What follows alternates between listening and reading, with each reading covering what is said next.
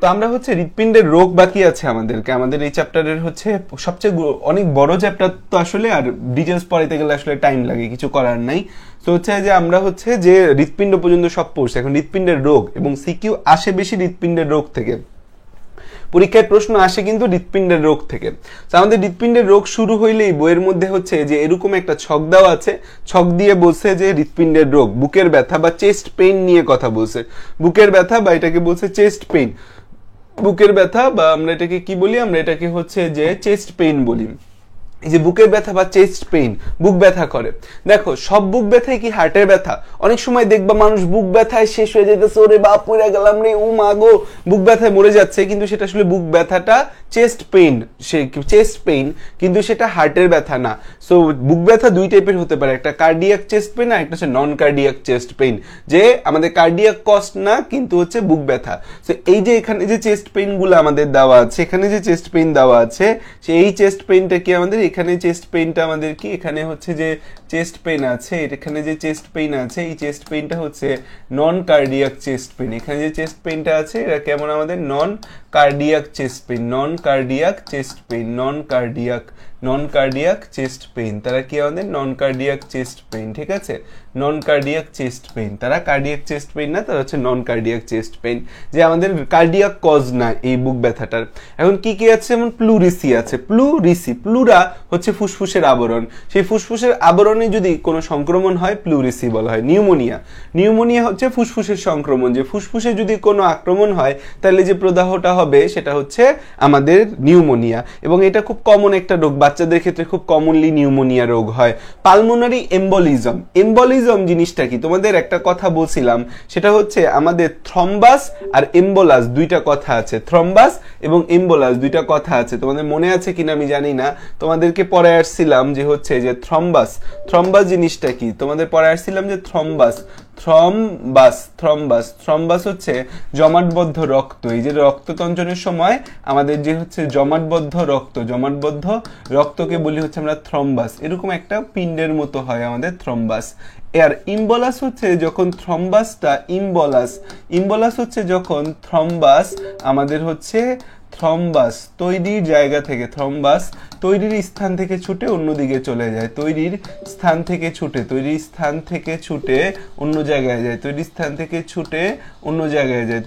থেকে ছুটে অন্য স্থানে যায়, তৈরির হচ্ছে স্থান থেকে ছুটে অন্য জায়গায় যায়, ঠিক আছে, এটাকে কি বলি আমরা, এটাকে বলি হচ্ছে আমরা ইম্বলাস, অন্য জায়গায় যায়, এটাকে কি বলি আমরা, এটাকে বলি হচ্ছে ইম্বলাস, ঠিক আছে। তাহলে একটা হচ্ছে থ্রম্বাস আর একটা হচ্ছে ইম্বলাস, একটা হচ্ছে থ্রম্বাস আর একটা কি ইম্বলাস, দুইটা কথা আমরা দেখতে পাচ্ছি। ওকে, এখন আসো যে আমাদের এই যে থ্রম্বাস এবং ইম্বলাস আছে, ইম্বলাস মানে হচ্ছে থ্রম্বাসটা তৈরি হয়েছিল, এটা ছুটে চলে গেছে অন্য জায়গায়, সেটা পায়ের মধ্যে তৈরি হয়েছে, ধরো পায়ের মধ্যে একটা রক্ত জমাট বাঁধছে, থ্রম্বাস তৈরি হয়েছে, সেটা ছুটে চলে গেছে, এখন ছুটে যখন চলে যাবে রক্তনালীর মধ্যে ঘোরাঘুরি করবে, এখন পায়ের মধ্যে তো এত মোটা রক্তনালী, সেই রক্তনালীতে তৈরি হয়েছে এতটুকু, এই সাইজের, এই হাতের মুঠি সমান বড়, কিন্তু সেটা যখন উপরের দিকে যাবে তখন তো এত বড় জায়গা না, তখন সেটা কি হবে, যে তখন ওইটা আটকায় যাবে, কারণ রক্তনালী তো সব জায়গায় একই পুরুত্বের না, রক্তনালীর গহ্বরেরটা সব জায়গায় একই সাইজের না।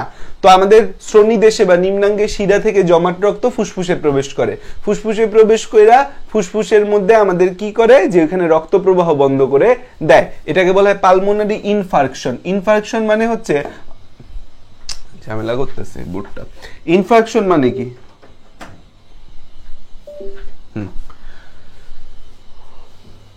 এখানে দেখো একটা টার্ম এড করছে ইনফার্কশন মানে হচ্ছে অক্সিজেনের অভাবে কোনো কোষের মৃত্যু, ইনফার্কশন মানে হচ্ছে অক্সিজেনের অভাবে কোষের মৃত্যু, কোনো কোষের মৃত্যু, এটাকে কি বলা হয়, এটাকে বলা হয় হচ্ছে ইনফার্কশন। অক্সিজেনের অভাবে কোষের মৃত্যুকে কি বলি আমরা, মৃত্যুকে আমরা বলি হচ্ছে ইনফার্কশন, যে অক্সিজেনের অভাবে একটা সেল মরে গেছে, এটাকে কি বলা হয়, এটাকে বলা হয় ইনফার্কশন। তো পালমোনারি ইনফার্কশন মানে হচ্ছে এই ফুসফুসের কোষকে ফুসফুসের মেডিকেলীয় টার্ম হচ্ছে পালমোনারি, ফুসফুসের মেডিকেলীয় টার্ম হচ্ছে পালমোনারি, ফুসফুসের মেডিকেলীয় টার্ম হচ্ছে পালমোনারি। বোর্ডের মাথা নষ্ট হয়ে গেছে, সকাল সকাল তো ও হচ্ছে চিন্তা করছে সকালবেলা। ফুসফুসকে মেডিকেলীয় টার্ম হচ্ছে কি আমাদের নারী। ফুসফুসের মেডিকেলীয় টার্ম কি? ফুসফুসের মেডিকেলীয় টার্ম হচ্ছে পালমোনারি। ফুসফুসের মেডিকেলীয় টার্ম কি? ফুসফুসের মেডিকেলীয় টার্ম হচ্ছে পালমোনারি। ফুসফুসের মেডিকেলীয় টার্ম হচ্ছে পালমোনারি। সো এই ফুসফুসের যে কোষগুলা আছে সেই কোষগুলাতে গিয়া হচ্ছে এই থ্রম্বাসটা গিয়া এম্বোলাসটা গিয়ে আটকে যায়, ওইখানে অক্সিজেন প্রবাহ বন্ধ হয়ে যায় এবং পালমোনারি ইনফার্কশন হয়। এর ফলে তীব্র বুকে ব্যথা আমাদের তৈরি হয়। কোস্টোকন্ড্রাইটিস। কোস্ট মানে কি? কোস্ট মানে হচ্ছে রিবস বা পরশুকা। আমাদের এই যে রিবস বা পরশুকাটা স্টারনামে যে যুক্ত হয়, এই যে আমাদের এখানে আছে একটা স্টারনাম, এখানে কি আছে আমাদের স্টারনাম আছে, স্টারনাম। এই স্টারনামে এসে হচ্ছে আমাদের রিবস গুলা যুক্ত হয়। এটা কি? এটা হচ্ছে স্টারনাম। স্টারনামে এসে হচ্ছে আমাদের রিবস গুলা যুক্ত হয়। কি যুক্ত হয়? রিবস। এরা হচ্ছে আমাদের কি? এরা হচ্ছে রিবস বা কোষ্ঠ। এরা হচ্ছে রিবস বা কোষ্ঠ, রিবস বা কোষ্ঠ, ঠিক আছে? এই রিবস বা কোষ্ঠের এখানে যখন যুক্ত হয় তখন এরা ডিরেক্ট যুক্ত হইতে পারে না, ডিরেক্ট আইসা স্টারনামে যুক্ত হয় না, এখানে একটা কার্টিলেজের মাধ্যমে আইসা এরা যুক্ত হয়। সো এইটা হচ্ছে আমাদের একটা কার্টিলেজ, এটা হচ্ছে আমাদের একটা কার্টিলেজ, কার্টিলেজ বা কন্ড্রো, কার্টিলেজ বা কন্ড্রো, কার্টিলেজ বা কন্ড্রো, কার্টিলেজ বা কন্ড্রো, এটা হচ্ছে একটা কার্টিলেজ বা কন্ড্রো। কার্টিলেজের গ্রিক ভাষায় কি বলা হয়? কন্ড্রো বলা হয়। সো এই যে সংযোগস্থলটা আছে কোষ্ঠ আর কন্ড্রো, এদের সংযোগস্থলে প্রদাহ হয়, কোষ্ঠ এবং কন্ড্রের সংযোগস্থলে প্রদাহ হয়, এটাকে বলা হয় হচ্ছে কোস্টোকন্ড্রাইটিস। কোস্টোকন্ড্রাইটিস, কোস্টোকন্ড্রাইটিস, যে আমাদের কোষ্ঠ এবং কন্ড্রো এই সংযোগস্থলে প্রদাহ হয়, এটাকে বলা হয় কোস্টোকন্ড্রাইটিস বলা হয়। যেমন আমার আম্মুর হচ্ছে যে প্রচন্ড বুক ব্যথা, বুক ব্যথা, বুক ব্যথা, বুক ব্যথা। আমি তো ভাবছি ছোটবেলায় যখন ছিলাম আমি তো ভাবছি যে এটা মনে হয় হার্টের ব্যথা। পরে অনেক ডাক্তার দেখানোর পর যেটা ধরা পড়লো যে আম্মুর হচ্ছে কোস্টোকন্ড্রাইটিস, কোস্টোকন্ড্রাইটিস থেকে প্রচন্ড বুক ব্যথা। তারপর হচ্ছে যদি কোনো কারণে পরশুকার ভাঙন হয়ে যায় এবং এই জায়গার পেশির টান পড়ে তখন এখানে আমাদের ব্যথা করবে। স্নায়ুতে চাপ দেখা যায় আমাদের এই দুইটা পরশুকার মাঝখানে, দুইটা পরশুকা বা রিবসের মাঝখান দিয়ে এই স্নায়ুগুলা গেছে, সেই স্নায়ুগুলাতে যদি চাপ পড়ে তখন বুকে ব্যথা হয়। পিত্তে পাথর হইলে, গল স্টোন হইলে সেটা থেকে বুক ব্যথা হতে পারে। আর ফিমেলদের যে বুক ব্যথা, 90% ফিমেলদের বুক ব্যথা হচ্ছে দুশ্চিন্তা এবং আতঙ্কগ্রস্ততার কারণে। চিন্তা করতে করতে বুক ব্যথা হয়ে যায়, দুশ্চিন্তা করতে করতে বুক ব্যথা হয়ে যায়, আতঙ্ক হইতে হইতে বুক ব্যথা হয়ে যায়। সো দুশ্চিন্তা আতঙ্কগ্রস্ত হলে কয়েক মিনিট থেকে কয়েকদিন বুকে ব্যথা, ঘন ঘন শ্বাস প্রশ্বাস, মাথা ঝিমঝিম করা, হতবুদ্ধি হওয়া, এই সমস্যাগুলা দেখা যায়। সো এইগুলা হচ্ছে নন কার্ডিয়াক চেস্ট পেইন। আর হচ্ছে আমাদের কার্ডিওভাস্কুলার রোগ বা হৃদরোগ বলতে আমরা কি বুঝি? কার্ডিওভাস্কুলার রোগ বা হৃদরোগ, কার্ডিওভাস্কুলার রোগ বা হৃদরোগ এবং যে কারণে আমাদের কার্ডিয়াক চেস্ট পেইন হয়। সো খেয়াল করে দেখো, কার্ডিওভাস্কুলার রোগ, কার্ডিওভাস্কুলার রোগ, কার্ডিওভাস্কুলার, কার্ডিও মানে হচ্ছে কি? কার্ডিও মানে হৃৎপিণ্ড, আর ভাস্কুলার মানে রক্তনালী, দুইটা একসাথেই তো রোগ হয় আমাদের। কার্ডিওভাস্কুলার রোগ বা এটাকে আমরা কি বলি? এদেরকে আমরা বলি হচ্ছে কার্ডিওভাস্কুলার রোগ বা এটা কি হচ্ছে আমরা বলি হৃদরোগ, হৃদরোগ, হৃদরোগ। এবং এই কার্ডিওভাস্কুলার রোগ বা হৃদরোগের কারণে আমাদের হচ্ছে কার্ডিয়াক চেস্ট পেইন হয়। এই রোগগুলোর কারণে কার্ডিয়াক চেস্ট পেইন হয়। এগুলার কারণে যে বুক ব্যথা হয় সেটাকে কি বলি? Cardiac chest pain. আর এর আগেরগুলা ছিল নন কার্ডিয়াক চেস্ট পেইন। আর আগেরগুলা কি ছিল? নন কার্ডিয়াক চেস্ট পেইন ছিল। তো এখন এই কার্ডিওভাস্কুলার রোগ কি কি আছে? একটা হচ্ছে করোনারি হার্ট ডিজিজ, এক নম্বরে হচ্ছে coronary heart disease, coronary heart disease, coronary heart disease. মানে এখানে সমস্যাটা কোথায়? এটা হচ্ছে আমাদের করোনারি ধমনীতে সমস্যা, করোনারি ধমনীতে সমস্যা, করোনারি হার্ট ডিজিজ। এখানে আসলে আমাদের করোনারি ধমনী যে আছে, হৃৎপিণ্ডে ব্লাড সাপ্লাই দেয় যে, সেই করোনারি ধমনীতে সমস্যা, করোনারি ধমনীতে সমস্যা, করোনারি ধমনীতে সমস্যা, এটা একটা জিনিস। দুই নম্বরে যেটা দেখা যায় যে আমাদের হচ্ছে যে কার্ডিওমেগালি, যে আমাদের হৃৎপিণ্ড কোনো কারণে যদি বড় হয়ে যায়, কার্ডিওমেগালি, কার্ডিওমেগালি। এখানে হচ্ছে আমাদের কি হয়? হৃৎপিণ্ড বড় হয়ে গেলে, হৃৎপিণ্ড বড় হয়ে গেলে, হৃৎপিণ্ড বড় হয়ে গেলে, হৃৎপিণ্ড বড় হয়ে যাওয়া, যে হৃৎপিণ্ড স্বাভাবিকের থেকে বড় হয়ে যাওয়া। তারপর দেখা যায় হচ্ছে যে আমাদের আরেকটা কার্ডিওমেগালি। তারপর হচ্ছে যে rheumatic heart disease, rheumatic heart disease, rheumatic heart disease, rheumatic heart disease.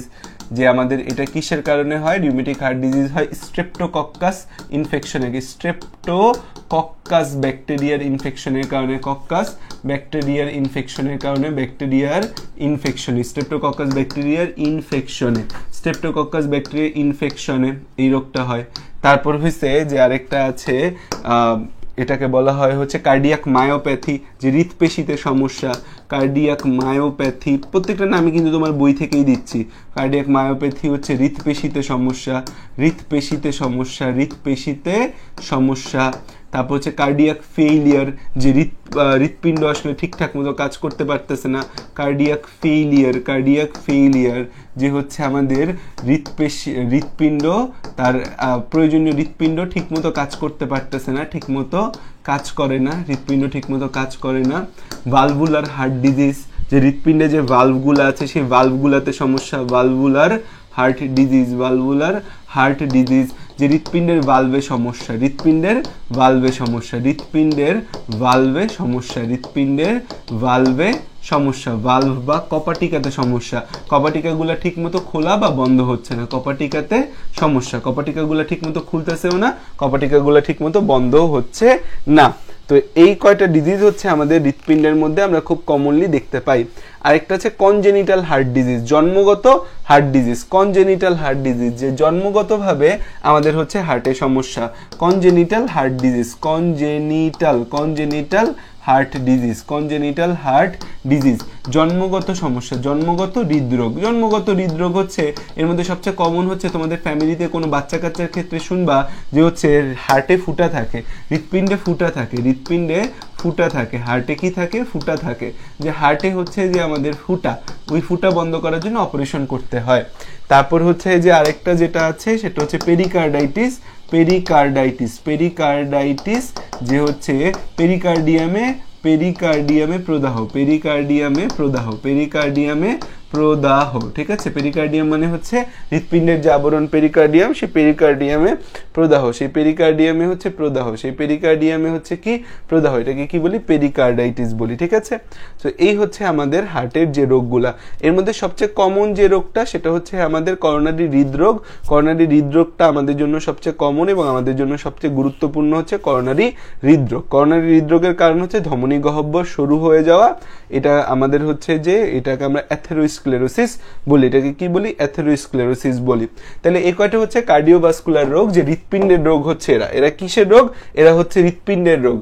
তোমাদের ফ্রেন্ডদের ট্যাগ করো না কেন তোমরা, যে হচ্ছে যে তোমরা লাইভে আসো, ফ্রেন্ডরা ভুলে গেছে, ঘুমাচ্ছে, ওদের ট্যাগ করো, কল দাও, কল দিয়ে জিজ্ঞাসা করো যে দোস্ত ক্লাসে আসবি না। তাহলে দেখো যে আমাদের কার্ডিওভাস্কুলার ডিজিজ আমরা পাইলাম। এখন আসো যে আমাদের হচ্ছে যে আমরা একটা একটা করে আমাদের পড়াটা পড়ি। দেখো করোনারি হৃদরোগটা আমাদের জন্য লাগবে। করোনারি হৃদরোগ, করোনারি হৃদরোগ, করোনারি হৃদরোগ জিনিসটা কি, যে করোনারি হৃদরোগ জিনিসটা হচ্ছে যে করোনারি ধমনী, করোনারি ধমনী, করোনারি ধমনী চর্বি জমে সরু হয়ে গেলে, করোনারি ধমনী, করোনারি ধমনী হচ্ছে চর্বি জমে সরু হয়ে গেলে, চর্বি জমে সরু হয়ে গেলে, চর্বি জমে সরু হয়ে গেলে আমাদের হচ্ছে হৃৎপেশি, হৃৎপেশি, হৃৎপেশি ঠিকমতো অক্সিজেন পায় না, হৃৎপেশি ঠিকমতো অক্সিজেন পায় না, হৃৎপেশি ঠিকমতো অক্সিজেন পায় না, ঠিকমতো অক্সিজেন পায় না, অক্সিজেন পায় না, পায় না, এবং এ থেকে তৈরি সমস্যা, এবং এ থেকে তৈরি সমস্যা, এবং এ থেকে তৈরি যে সমস্যা আছে সেই সমস্যাকে কি বলি, এ থেকে তৈরি সমস্যা, এ থেকে তৈরি সমস্যা যেটা আছে, এ থেকে তৈরি সমস্যাকে করোনারি হৃদরোগ বলা হয়। তো আমাদের এই যে করোনারি ধমনীতে চর্বি জমা এবং চর্বি জমে করোনারি ধমনী বন্ধ হয়ে যাওয়া, এটাকে বলা হয় কি, এটাকে বলা হয় অ্যাথেরোস্ক্লেরোসিস। এটাকে কি বলা হয়, এটাকে বলা হয় অ্যাথেরোস্ক্লেরোসিস বলা হয়, অ্যাথেরোস্ক্লেরোসিস বলা হয়, অ্যাথেরোস্ক্লেরোসিস বলা হয়। এই অ্যাথেরোস্ক্লেরোসিস জিনিসটা আসলে কি, অ্যাথেরোস্ক্লেরোসিস জিনিসটা আমাদের কি, এটা সংজ্ঞা পরীক্ষার জন্য ইম্পর্টেন্ট। যে আমাদের হচ্ছে যে এই ধমনীর গায়ে, এই ধমনীর গায়ে চর্বি জাতীয় পদার্থ জমা হয়, আমাদের অ্যাথেরোস্ক্লেরোসিস পরীক্ষার মধ্যে আসে। অ্যাথেরোস্ক্লেরোসিস, অ্যাথেরোস্ক্লেরোসিস, অ্যাথেরোস্ক্লেরোসিস, এটা পরীক্ষার মধ্যে আসে যে অ্যাথেরোস্ক্লেরোসিস কি, যে ধমনী গাত্রে চর্বি জমা, ধমনী গাত্রে, ধমনী গাত্রে, ধমনী গাত্রে চর্বি জমে, চর্বি জমা ও এর উপর ক্যালসিয়াম জাতীয় পদার্থ জমে, ক্যালসিয়াম জাতীয় পদার্থ জমে, ক্যালসিয়াম জাতীয় পদার্থ যুক্ত হয়ে, ক্যালসিয়াম জাতীয় পদার্থ যুক্ত হয়ে, পদার্থ যুক্ত হয়ে চুনময় প্লাক, ক্যালসিয়াম মানেই তো চুন, ক্যালসিয়াম থেকেই তো চুন হয়, চুনময় প্লাক, এই জিনিসটাকে কি বলা হয়? প্লাক বলা হয়। প্লাক তৈরির মাধ্যমে রক্তনালী সরু হয়ে যাওয়া, মাধ্যমে এই ধমনী সরু হয়ে যাওয়াকে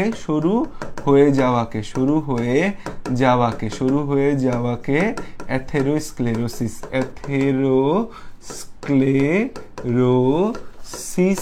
বলে, বা একে করোনারি অ্যাথেরোমা বলে, বা একে করোনারি ধমনীতে সবচেয়ে কমনলি হয় বলে কে করোনারি অ্যাথেরোমা বলে, একে করোনারি অ্যাথেরোমা বলে। এখন খেয়াল করো যে আমাদের হচ্ছে এই সংজ্ঞাটা পরীক্ষার মধ্যে আসবে।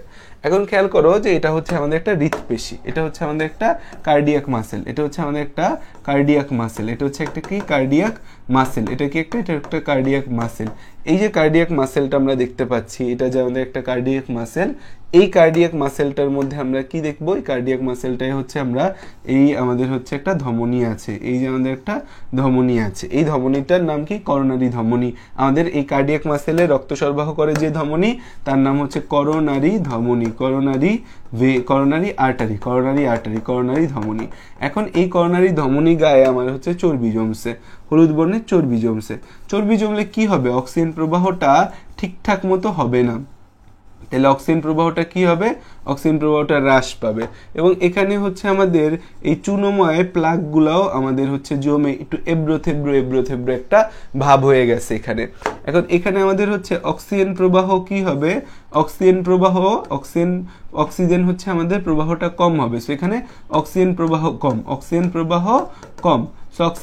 কম, সো স্বাভাবিক অবস্থায় নর্মালি প্রবলেম হয় না, কিন্তু যখন তুমি কাজ করতে যাবা, ধরো তুমি সিঁড়ি বেয়ে উপরে উঠলা, বা তুমি হচ্ছে এক্সারসাইজ করলা, তুমি যখন একটু কায়িক শ্রম করবা, তখন তোমার বডিতে অক্সিজেন চাহিদা বেশি থাকে, সেই অক্সিজেন চাহিদাটা সে পূরণ করতে পারে না, তখন সে পূরণ করতে পারে না। সো তখন এই অক্সিজেনের অভাবে আমাদের হৃৎপেশিতে কি হয়? অক্সিজেনের অভাবে হৃৎপেশিতে অবাত শোষণ ঘটে, এবং অবাত শোষণ ঘটলে তখন ল্যাকটিক অ্যাসিড তৈরি হয়। ল্যাকটিক অ্যাসিড তৈরি হলে সেই ল্যাকটিক অ্যাসিড একটা ইরিটেশন বা প্রদাহ করে, যার কারণে বুকে ব্যথা করে, এবং এইটাকে বলা হয় অ্যানজাইনা বা হৃৎশুল। মনে হয় যে বুকের ভেতর কেউ ছুরি মেরে দিছে, এটাকে বলে অ্যানজাইনা বা হৃৎশুল বলা হয়। তো হচ্ছে এই অক্সিজেনের কম প্রবাহের কারণে আমাদের হচ্ছে অক্সিজেনের কম প্রবাহের কারণে এই হৃৎপেশিতে অবাত শোষণ হয়, হৃৎপেশিতে অবাত শ্বসনের মাধ্যমে ল্যাকটিক অ্যাসিড তৈরি হয়, ল্যাকটিক অ্যাসিড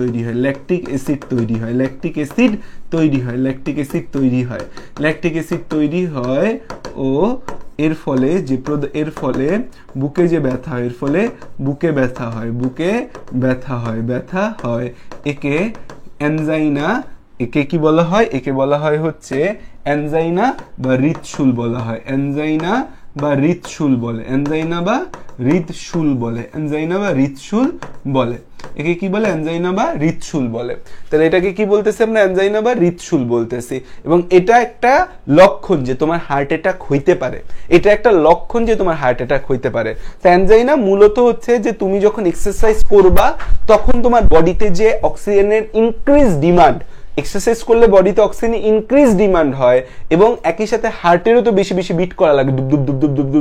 দেখবা যে তুমি যদি একটু দৌড়াও, এরপর তুমি তোমার হার্টবিট কাউন্ট করলে দেখবা 100-র উপরে তোমার হার্টবিট আসবে। সো এই যে দুব তোমার হার্টকে বেশি বিট করা লাগতেছে, হার্টের বেশি শক্তি দরকার, বেশি অক্সিজেন দরকার, কিন্তু নর্মাল সময় সে অক্সিজেন নিতে পারতো, বাট এই রাস্তায় একটা ব্লক আছে, তাই সে অক্সিজেন ঠিক মতো আর নিতে পারে না, এখন এই চর্বিটা তো সময়ের সাথে সাথে বাড়বে, কতটুকু বাড়বে? বাইরে কি পুরা রাস্তা বন্ধ করে দিতে পারে? উত্তর হইছে না, বেড়ে পুরা রাস্তা অ্যাজ ইউজুয়াল এটা বন্ধ করতে পারে না, এই পুরা রাস্তাটা সে বন্ধ করে দিতে পারবে না, অ্যাজ ইউজুয়াল পুরা রাস্তাটা তার পক্ষে বন্ধ করা সম্ভব না। চর্বি জমে হচ্ছে যে এই চর্বি জমে পুরা রাস্তাটা বন্ধ হয়েছে, এটা খুব রেয়ার। সো হচ্ছে এই যে চর্বি জমলো, চর্বিটা আচ্ছা একটু ভালোই বাড়ছে চর্বিটা, এখন এই চর্বির উপরে প্রবলেম হয়েছে, চর্বির উপরে তো ক্যালসিয়াম জমা হয়ে এরকম এব্রোথেব্রো একটা গঠন তৈরি হয়েছে। কি হয়েছে? এরকম একটা এব্রোথেব্রো গঠন তৈরি হয়েছে। এখন এই এব্রোথেব্রো গঠনটা কিন্তু একটা অমসৃণ তল। আমরা পড়ে আসছি যে আমাদের বডিতে রক্ত কেন জমাট বাঁধে না, সেখানে বলা ছিল যে রক্তনালীর প্রাচীর মসৃণ, তাই রক্ত জমাট বাঁধে না। এখন এখানে রক্তনালীর প্রাচীর যখন অমসৃণ একটা রক্তনালীর প্রাচীর দেখা যাচ্ছে, এটা অমসৃণ রক্তনালীর প্রাচীর যখন দেখা যাচ্ছে, তখন এই রক্তকণিকাগুলা যদি ভেঙে যায়, অনুচক্রিকা এই অমসৃণ তলের কাছাকাছি এসে যদি অনুচক্রিকা বলে যে না আমি তো এখানে থাকতে পারতেছি না, আমি ভেঙে যাব, অনুচক্রিকা যদি ভেঙে যায়, অনুচক্রিকা একবার ভাঙলে সেখানে রক্ত জমাট বাঁধার প্রসিডিউর শুরু হয়ে যায়, এবং এখানে আমাদের রক্ত জমাট বাঁধার পুরো প্রসিডিউরটা শুরু হয়ে যাবে, এবং এই জায়গায় রক্ত জমাট বেঁধে এই পুরো রাস্তাটা ব্লক করে দিবে, এই পুরো রাস্তাটা কি ব্লক করে দিবে। সো এখানে আমাদের আর কোনো অক্সিজেন প্রবাহ হচ্ছে না, সো অক্সিজেন প্রবাহ বন্ধ, অক্সিজেন প্রবাহ নেই। কি হয়েছে এখানে আমাদের? এখানে হচ্ছে যে আমাদের এই অমসৃণ তলে অনুচক্রিকা ভেঙে রক্ত জমাট বেঁধে গেছে, ভেঙে হচ্ছে রক্ততঞ্চন হয়ে আমাদের হচ্ছে ধমনী রুদ্ধ হয়ে গেছে, ধমনী বন্ধ হয়ে গেছে। তাহলে অক্সিজেন প্রবাহ বন্ধ। তো এখন এই অক্সিজেনের অভাবে আমাদের কার্ডিয়াক মাসেল অক্সিজেন অভাবে এই জায়গার যে কার্ডিয়াক মাসেল বা এইটাকে ইংরেজিতে মায়োকার্ডিয়ামও বলা যায়,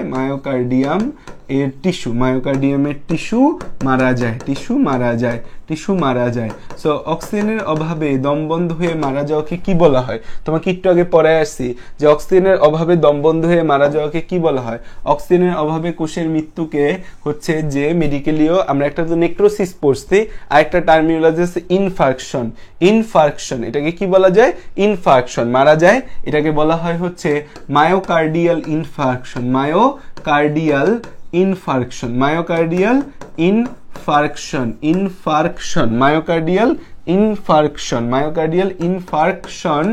বা এমআই, বা এটাকেই আমরা হচ্ছে হার্ট অ্যাটাক বলি। এটাকেই আমরা কি বলি? হার্ট অ্যাটাক বলে। এটাকেই হার্ট অ্যাটাক বলে। তাহলে খেয়াল করে দেখো, এনজাইন এবং হার্ট অ্যাটাক এই দুইটা বোঝা তোমার লাইফ লং লার্নিং। তুমি এই জিনিস বুঝে গেলে তুমি মনে করবা তুমি অনেক কিছু জানছো, কারণ হার্ট নিয়ে তুমি যা পড়ছো, হার্ট কেমনে সংকুচিত হয়, কেমনে প্রসারিত হয়, এগুলা তোমার লাইফে লাগবে না। বাট এনজাইনা, হৃদশুল, এএমআই এগুলা তুমি পাবা তোমার বাবা মার মধ্যেই পাবা। দেখো এখানে কি হয়েছে, আমাদের যে কার্ডিয়াক মাসেল আছে, সেই কার্ডিয়াক মাসেলটার প্রত্যেকটা কার্ডিয়াক মাসেল গুলাকে করোনারি ধমনী ব্লাড সাপ্লাই করে। সেই করোনারি ধমনীটা খুব সরু হয় এবং সেখানে চর্বি জমে। আমাদের প্রতিটা রক্তনালীতে চর্বি জমে, বাট করোনারি ধমনীটা এত সরু যেখানে একটু চর্বি জমলেই আমাদের সমস্যা শুরু হয়। চর্বি জমতে যখন 50% এর বেশি জায়গা চর্বি দখল করে ফেলে, তখন অক্সিজেন প্রবাহে বাধাগ্রস্ত হওয়া শুরু হয়। এই যে অক্সিজেন প্রবাহে বাধাগ্রস্ত, অক্সিজেন প্রবাহ কম হয়, অক্সিজেন প্রবাহ কম হলে কার্ডিয়াক মাসেলটা ঠিকঠাক মতো অক্সিজেন পায় না। কিন্তু স্বাভাবিক অবস্থায় অক্সিজেনের খুব বেশি সংকট হয় না, যদি এটা খুব বেশি বড় হয়ে যায়। খুব বেশি বড় হয়ে গেলে কিন্তু স্বাভাবিক অবস্থায় অক্সিজেনের অভাব হবে। এছাড়া এক্সারসাইজ করলে মোটামুটি আমাদের হচ্ছে অক্সিজেনের একটা বিশাল স্বল্পতা দেখা যায়। তখন হচ্ছে যে এখানে অবাধ শোষণের মাধ্যমে ল্যাকটিক অ্যাসিড তৈরি হয়, ল্যাকটিক অ্যাসিডের কারণে বুকে ব্যথা হয়, এটাকে এনজাইনা বা হৃদশুল বলি। আর যখন দেখা যায় কোনো কারণে এই অনুচক্রিকাগুলা হচ্ছে যে ভেঙে যাবে, অনুচক্রিকাগুলা ভেঙে যাবে এই অমসৃণ তলের কারণে এবং রক্ত জমাট বাঁধা শুরু হবে, তখন কিন্তু এই পুরো রাস্তাটাই বন্ধ হয়ে যাবে এবং রাস্তা বন্ধ হয়ে আমাদের পুরো জায়গাটা ব্লক হয়ে গেছে। এই কারণে আমাদের অক্সিজেনের অভাবে এই কার্ডিয়াক মাসেলটা মারা যাবে। এটাকে মায়োকার্ডিয়াল ইনফ্রাকশন বা এমআই বলি, হার্ট অ্যাটাক বলি, যেটা মানুষের মৃত্যুর অন্যতম কারণ। এবং হার্ট অ্যাটাক হওয়ার আধা ঘন্টা থেকে 1 ঘন্টার মধ্যে মানুষ মারা যায়। বেশিরভাগ মানুষ হার্ট অ্যাটাক হওয়ার পর মারা যায়, হসপিটালে নিতে দেরি হয়। না গ্যাস্ট্রিকের ব্যথা কিছু হবে না, হ্যান ত্যান করে যাই না। ভাই বুকের ব্যথা, গ্যাস্ট্রিকের ব্যথা হোক, যা ব্যথা হোক, তোমাদের বাবা মার বুকের ব্যথা যখনই হবে বাসায় সাথে সাথে তাকে হসপিটালে নিয়ে যাবা, বলবা আম্মু তোমার যা হোক, এটা গ্যাসের ব্যথা হলে গ্যাসের ইনজেকশন দিয়ে আনবো, কিন্তু হচ্ছে নিয়ে একটা ইসিজি করতে হবে। ইমিডিয়েট একটা ইসিজি করলেই বোঝা যাবে যে তার হার্ট অ্যাটাক হয়েছে কি হয় নাই। কারণ হার্ট অ্যাটাক হইলে তোমাকে সময় দিবে না, এটা কখনোই সময় দেয় না। হার্ট অ্যাটাক দুনিয়ার সবচেয়ে বাজে রোগ, দুনিয়ার সবচেয়ে বাজে সমস্যা হার্ট অ্যাটাক বা কার্ডিয়াক ইমার্জেন্সি, মানে এর চেয়ে ভয়াবহ ইমার্জেন্সি আর কিছু নাই। তাহলে হচ্ছে আমরা হার্ট অ্যাটাক জিনিসটা কি, এটা হচ্ছে আমরা বুঝলাম, হার্ট অ্যাটাক জিনিসটা কি এটা আমরা বুঝলাম। এবং হচ্ছে যে এই জিনিসটা একটু ওই পেজে নিয়ে যাই, এই পেজে একটু বেশি কনজেস্টেড হয়ে গেছে জিনিসটা। তাহলে দেখো আমরা হচ্ছে অ্যানজাইনা বা হৃদশুল এবং হচ্ছে হার্ট অ্যাটাক দুইটা সিনারিওই হচ্ছে আমরা বুঝে ফেললাম, দুইটা সিনারিওই আমরা এখান থেকে হচ্ছে বুঝে ফেললাম, দুইটা সিনারিও আমরা বুঝে ফেললাম। এখন আমাদের এই দুইটা জিনিসই কিন্তু পরীক্ষার মধ্যে আসে, অ্যানজাইনাও পরীক্ষার মধ্যে আসে, হার্ট অ্যাটাকও আমাদের পরীক্ষার মধ্যে আসে, অ্যানজাইনাও পরীক্ষার মধ্যে আসে, হার্ট অ্যাটাকও আমাদের পরীক্ষার মধ্যে আসে। তো অ্যানজাইনা এবং হার্ট অ্যাটাকের বেসিক বিষয়টা আমরা বুঝতে পারছি, এখন আসো যে আমাদের যে অ্যানজাইনা বিষয়টা রয়েছে, এই অ্যানজাইনা নিয়ে আমরা আসি। অ্যানজাইনা বা হৃদশুল, অ্যানজাইনা বা এটাকে বলা হয় হৃদশুল। তো সংজ্ঞা তো আমরা তোমাদের বলে দিছি, অ্যানজাইনা বা হৃদশুল সংজ্ঞা তো আমি তোমাকে বলে দিছি। তো এখন এই অ্যানজাইনা বা হৃদশুলটা আমাদের তিন টাইপের আছে, সেটা হচ্ছে এক নম্বরে হচ্ছে স্টেবল অ্যানজাইনা, একটা হচ্ছে আনস্টেবল অ্যানজাইনা, একটা হচ্ছে Prince metal angina. Unstable angina আরেকটা হচ্ছে যে আমাদের Prince metal angina. Prince metal angina. তো স্টেবল অ্যানজাইনাটা কি আমাদের? স্টেবল অ্যানজাইনাটা হচ্ছে শুধু এক্সারসাইজ বা কায়িক শ্রমে যখন বুক ব্যথা করে, শুধু পরিশ্রমের কারণে, পরিশ্রমের ফলে হচ্ছে আমাদের বুক ব্যথা, পরিশ্রমের ফলে হচ্ছে আমাদের বুক ব্যথা করে। এটা হয় হচ্ছে যখন আমাদের করোনারি ধমনী লেস দেন 50% রুদ্ধ থাকে। করোনারি ধমনী হচ্ছে 0 থেকে 20% হচ্ছে রুদ্ধ বা বন্ধ থাকে, তখন হচ্ছে আমাদের এই স্টেবল অ্যানজাইনা হয়। আনস্টেবল অ্যানজাইনা হচ্ছে যে সব সময় বুকে ব্যথা করে, এখানে পরিশ্রম করা লাগে না, সব সময় তোমার বুকে ব্যথা করে। এবং আনস্টেবল অ্যানজাইনাটা হয় আমাদের কি হয়, সব সময় বুকে ব্যথা। কারণ কি? কারণ হচ্ছে যে তোমার মোর দেন 50% আর্টারি তোমার ব্লক হয়ে গেছে, সব সময়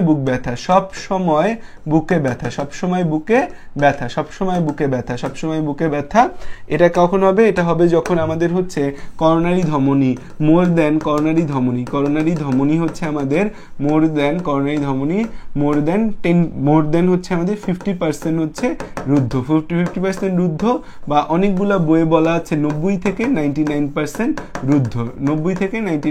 রুদ্ধ থাকে, রুদ্ধ বা বন্ধ থাকে। এবং হচ্ছে যে এই বন্ধ বানাম কেমনে? বন্ধ, আচ্ছা ঠিক আছে। আচ্ছা, আর এই আনস্টেবল অ্যানজাইনাটাকে হচ্ছে হার্ট অ্যাটাকের বলা হয় হচ্ছে হার্ট অ্যাটাকের পূর্ব অবস্থা, হার্ট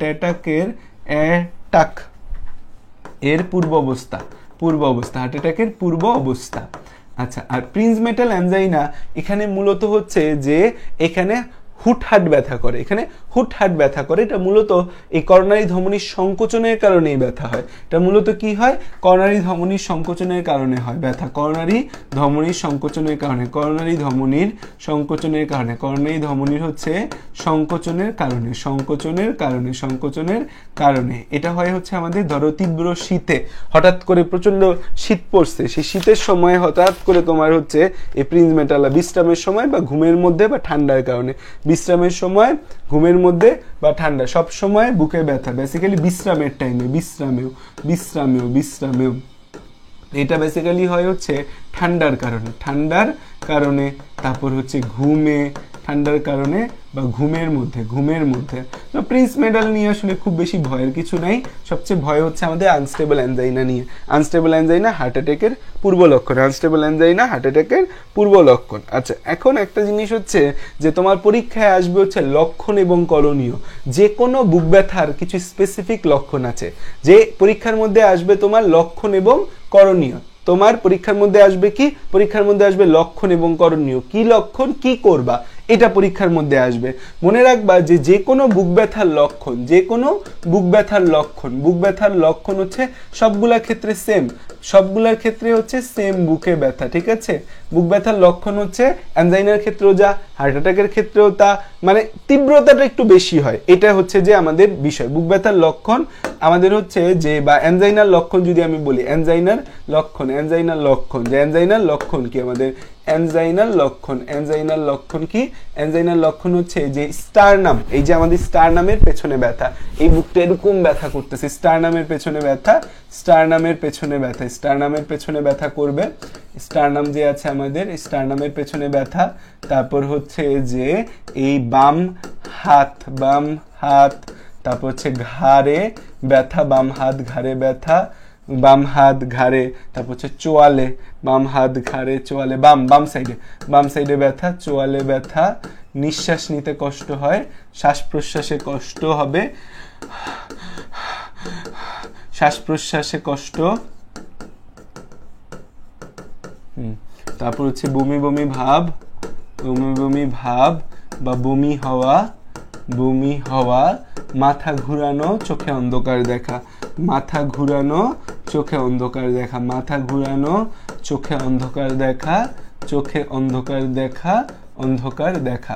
সো হচ্ছে প্রচন্ড ব্যথা, মাথা ব্যথা করবে, এরকম ব্যথায় মরে যেতেছি, প্রচন্ড ব্যথা, এই বাম পাশ, বাম হাত, বাম ঘাড়, বাম চোয়ালে ব্যথা, শ্বাস নিতে কষ্ট হবে, বমি বমি ভাব হবে, বমি হওয়া হইতে পারে, মাথা ঘুরানো, চোখে অন্ধকার দেখা, বুকে জ্বালাপোড়া করা, এই জিনিসগুলো আমাদের দেখা যায়। বুকে জ্বালাপোড়া করা, বুকে জ্বালাপোড়া করা, বুকে জ্বালাপোড়া করা, বুকে জ্বালাপোড়া করা, জ্বালাপোড়া করা।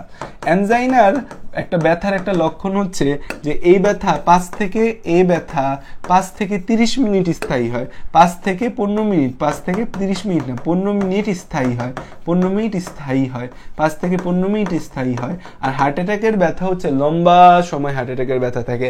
এখন তুমি দেখলা তোমার বাসায়, তোমাকে একটু শর্ট জিনিস জানায় রাখি, তোমার বাসায় তোমার বাবা বা মার হঠাৎ করে এরকম প্রচন্ড বুক ব্যথা হচ্ছে হঠাৎ করে, তখন তুমি কি করবা, কি করা যায়?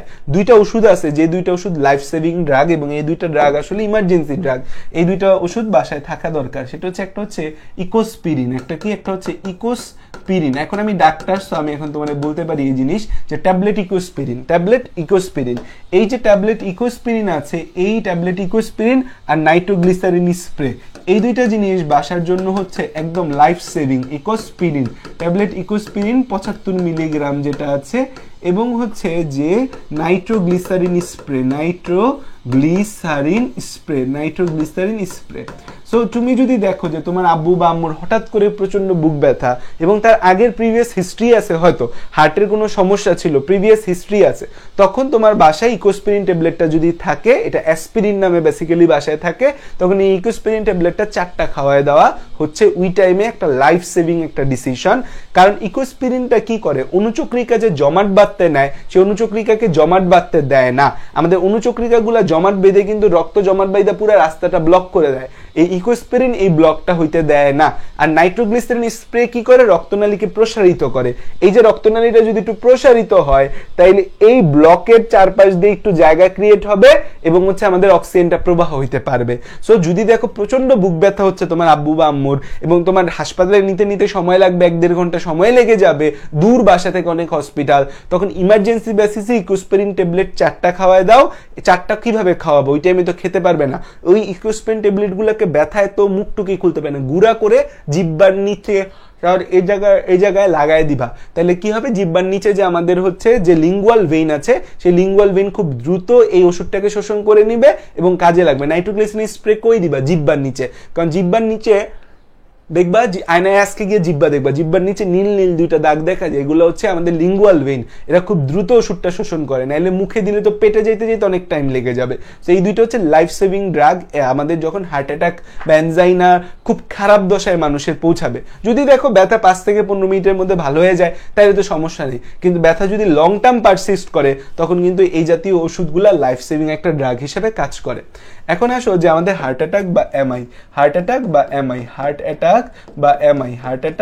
বা মায়োকার্ডিয়াল ইনফার্কশন, হার্ট অ্যাটাক বা এমআই নিয়ে তো আমরা মোটামুটি যা বলার সেটা হচ্ছে যে বলে দিছি, আমরা যা বলার বলে দিছি, যে হার্ট অ্যাটাক বা এমআই নিয়ে তোমরা কি করবা সেটা তো বলা আছে। এর লক্ষণ হচ্ছে প্রচন্ড বুকে ব্যথা হবে, যে আমাদের লক্ষণ, এই হার্ট অ্যাটাক বা এমআই এর লক্ষণ হচ্ছে আমাদের কি, প্রচন্ড বুকে ব্যথা। এখানে প্রচন্ড বুকে ব্যথা, মনে হবে যে বুকের উপর হাতি বসে আছে, বুকের উপর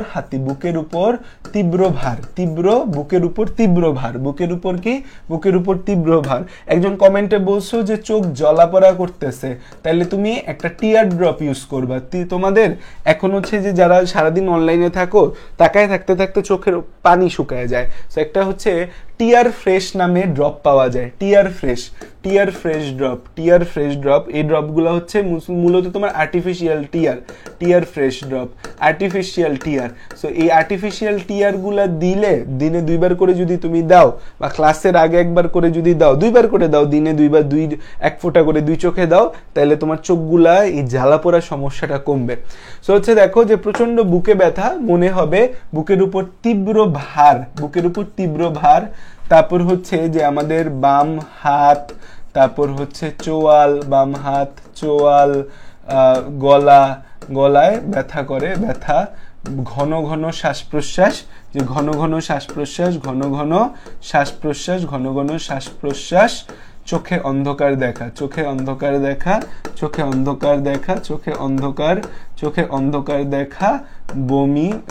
দেখা, বমি ভাব।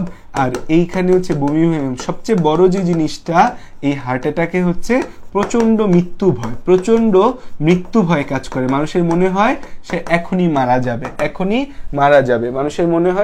মারা যাবে, সো হার্ট অ্যাটাক বা আমাদের এনজাইনা, এই দুইটা হলে ইমার্জেন্সি হসপিটালে নিয়ে যেতে হবে। ইমার্জেন্সি হসপিটালে নিলে তোমাকে কিছু ইমার্জেন্সি ট্রিটমেন্ট করবে, ডাক্তার তোমাকে করবে। এর মধ্যে সর্বপ্রথম হার্ট অ্যাটাক বা এমআই হলে ডাক্তারদের কাছে গেলে ডাক্তার ইসিজি করে আসলে বুঝতে পারে যে এটা হার্ট অ্যাটাক বা এমআই হয়েছে কিনা। তারপরে যে ইকোস্পেরিন ট্যাবলেট দেয়, তারপর হচ্ছে যে ক্লপিডগ্রেল খাওয়ায়, এই নাইট্রোগ্লিসারিন স্প্রে দেয়, অ্যাট্রোভাস্টাটিন দেয়, একটা সিরিজ অফ ওষুধের মধ্যে দিয়ে যায়। এরপর ওষুধের পর যেটা হার্ট অ্যাটাকের একদম স্ট্যান্ডার্ড ট্রিটমেন্ট, ইমার্জেন্সি ট্রিটমেন্ট, দেখো হার্ট অ্যাটাক বা এমআই এ মূল জিনিসকে করোনারি ধমনীতে একটা চর্বি জমে আছে বা একটা প্লাগ জমে আছে।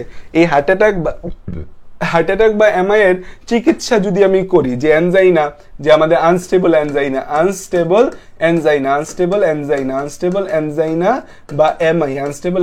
বা এমআই এ হচ্ছে যে আমাদের কি হয়েছে, আনস্টেবল এনজাইনা প্লাস এমআই এ মূল সমস্যা হচ্ছে করোনারি ধমনী প্রায় বন্ধ, মূল সমস্যা হচ্ছে করোনারি ধমনীতে ব্লক, করোনারি ধমনীতে চর্বি জমে, করোনারি ধমনীতে আমাদের হচ্ছে চর্বি জমে বন্ধ হয়ে আছে, প্রায় বন্ধ বা বন্ধ হয়ে আছে। তো এই টাইমে হচ্ছে বন্ধ হয়ে আছে, এই টাইমে আমাদের কি করতে হবে, এই যে আমাদের হচ্ছে করোনারি ধমনী আছে, এই করোনারি ধমনী হচ্ছে আমাদের প্রায় বন্ধ হয়ে আছে, তাই তো? এই করোনারি ধমনীটা আমাদের প্রায় বন্ধ হয়ে আছে, বা হচ্ছে এখানে চর্বি জমে পুরো বন্ধ হয়ে আছে। এখন এই টাইমে হচ্ছে যে এই করোনারি ধমনীটাকে, এটার চিকিৎসা কি? এখন হচ্ছে এটা চিকিৎসা হচ্ছে এই করোনারি ধমনীর চর্বি করোনারি ধমনীকে আমাদের হচ্ছে এই মুক্ত করা, করোনারি ধমনীর এই হচ্ছে যে জমাটটাকে মুক্ত করা, জমাটবদ্ধ চর্বি বা তঞ্চনপিণ্ড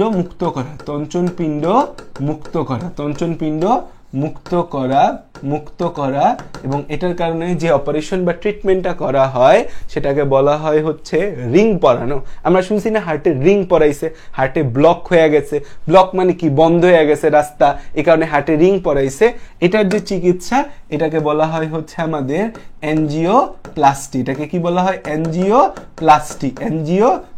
এটার যে চিকিৎসা, এটাকে বলা হয় কি এনজিওপ্লাস্টি। এটা চিকিৎসাকে কি বলা হয়? এটা চিকিৎসাকে বলা হয় হচ্ছে এনজিওপ্লাস্টি। এটা চিকিৎসাকে কি বলা হয়? এটা চিকিৎসাকে বলা হয় হচ্ছে এনজিওপ্লাস্টি।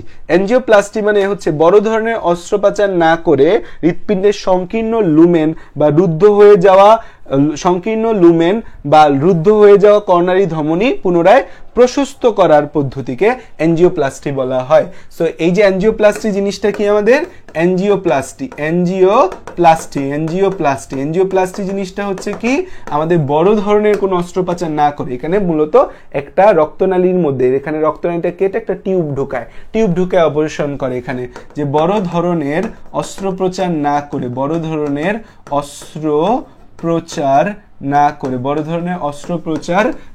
করে আমাদের হচ্ছে যে না করে রুদ্ধ হয়ে যাওয়া বা সংকীর্ণ করোনারি ধমনীকে প্রশস্ত করা, সংকীর্ণ করোনারি ধমনীকে প্রশস্ত বা উন্মুক্ত করার প্রশস্ত বা উন্মুক্ত করার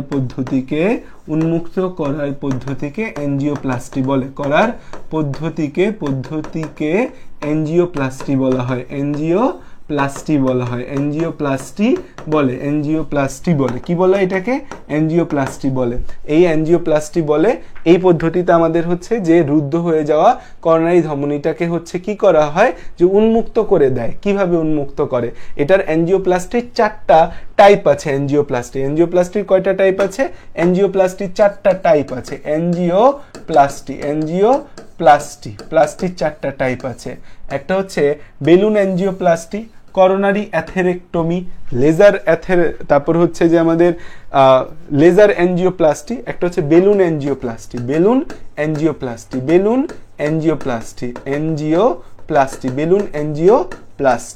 একটা হচ্ছে আমাদের হচ্ছে লেজার এনজিওপ্লাস্টি। তারপর হইছে আমাদের হচ্ছে এই এত কিছু তোমরা পড়ছো কখনো? এই রক্ত সঞ্চালন চ্যাপ্টার তোমরা যে এত জায়গায় পড়ছো, এতখানে পড়ছো, এত কিছু তোমাদের পড়াইছে? তো মনে হয় না পড়াইছে। তো হচ্ছে আমাদের করোনারি বা পড়াইছে, হয়তো তোমরা পড়ো নাই। তোমরা করোনারি অ্যাথেরেক্টমি বানানটা কিভাবে? করোনারি অ্যাথেরেক্টমি,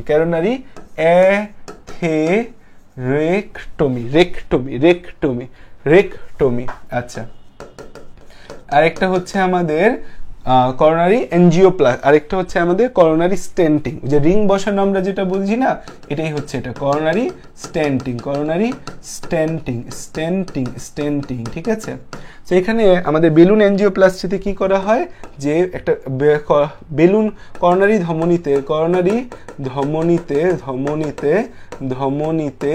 বেলুন প্রবেশ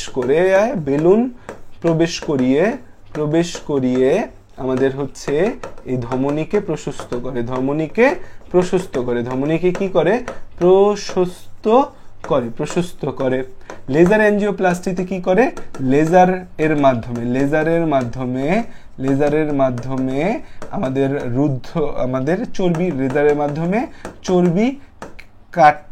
চর্বি কেটে ধমনী প্রশস্ত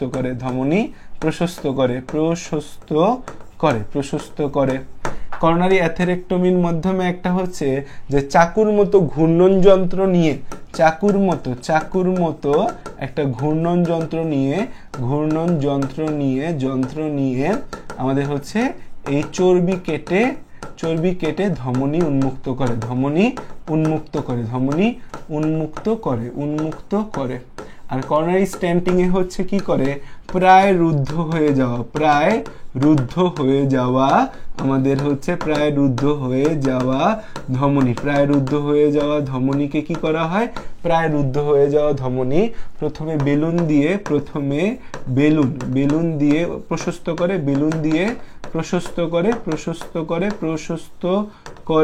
এরপর প্রথমে বেলুন দিয়ে প্রশস্ত করে, এরপর হচ্ছে সেখানে হচ্ছে আমাদের স্ট্যান্ড বা রিং বসিয়ে দেয়, যেন আর সংকুচিত না হয়।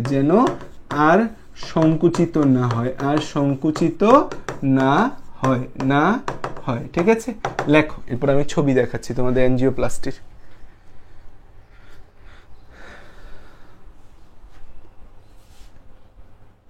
বেলুন কিভাবে প্রবেশ করায় এটা একটু, এই বেলুন মূলত আমাদের এখানে যে একটা ধমনী আছে, এই ধমনীটাকে কেটে এখানে একটা ধমনীকে কেটে একটা টিউব ঢুকায়। সেই বেলুনটা আসলে নর্মাল ছোট বেলুন। এই বেলুনগুলো চুপসানো অবস্থায় টিউব দিয়ে এটা ঢুকায় আস্তে আস্তে কিছু কালার ইউজ করে, কিছু ডাই ইউজ করে গাইডিং ওয়েতে জিনিসটাকে নিয়ে যেয়ে তারপর যখন ওই চর্বিযুক্ত জায়গায় যায় তখন জিনিসটাকে ফুলায়। আমি কিছু ভিডিও দিয়ে দিব না ক্লাস শেষে, যে তোমরা দেখে নিও, কারণ এখন হচ্ছে ভিডিও দেখানোর সময় পাচ্ছি না আমি।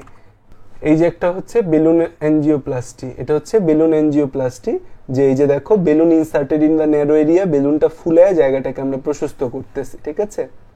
এই যে লেজার রশ্মি প্রয়োগ করে এই চর্বিগুলাকে হচ্ছে কাটা হয়, এটাকে বলে লেজার এনজিওপ্লাস্টি। বিজ্ঞানীরা দেখছে এটা অনেক রিস্ক, লেজার রশ্মি দিয়ে কাটতে গেলে রক্তনালী অনেক সময় কেটে যেতে পারে, রক্তনালী অনেক সময় কেটে যেতে পারে। করোনারি অ্যাথেরেক্টমি, অ্যাথেরেক্টমি, অ্যাথেরেক্টমি, টমি মানে সবসময় কাটা, অ্যাথেরেক্টমি মানে হচ্ছে এরকম একটা মেশিন ঢুকায় হচ্ছে যে আমরা কি করলাম, এরকম একটা রোটেশনাল মেশিন ঢুকায় হচ্ছে যে আমাদের এই চর্বিকে কাটা হয়। এটাও রিস্ক, কারণ এটার কারণেও হচ্ছে যে আমাদের কি হয়, রক্তনালী কেটে যেতে পারে, রক্তনালী কেটে যেতে পারে, ঠিক আছে, রক্তনালীর রিস্ক আছে, রক্তনালী কেটে যেতে পারে।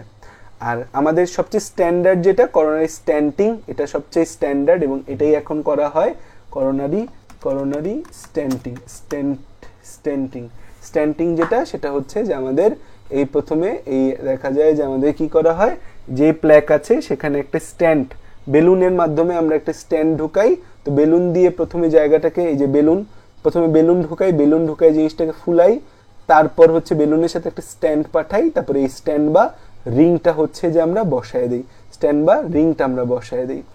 এই হচ্ছে আমাদের চার ধরনের এনজিওপ্লাস্টি। এটা পরীক্ষার মধ্যে কিন্তু অ্যাজ এ সিকিউ আসবে। এই চার ধরনের এনজিওপ্লাস্টি আমরা হচ্ছে ছবি তোমাদের দেখায় দিলাম, এনজিওপ্লাস্টি তোমরা জানলা, বুঝে গেলা, ঠিক আছে।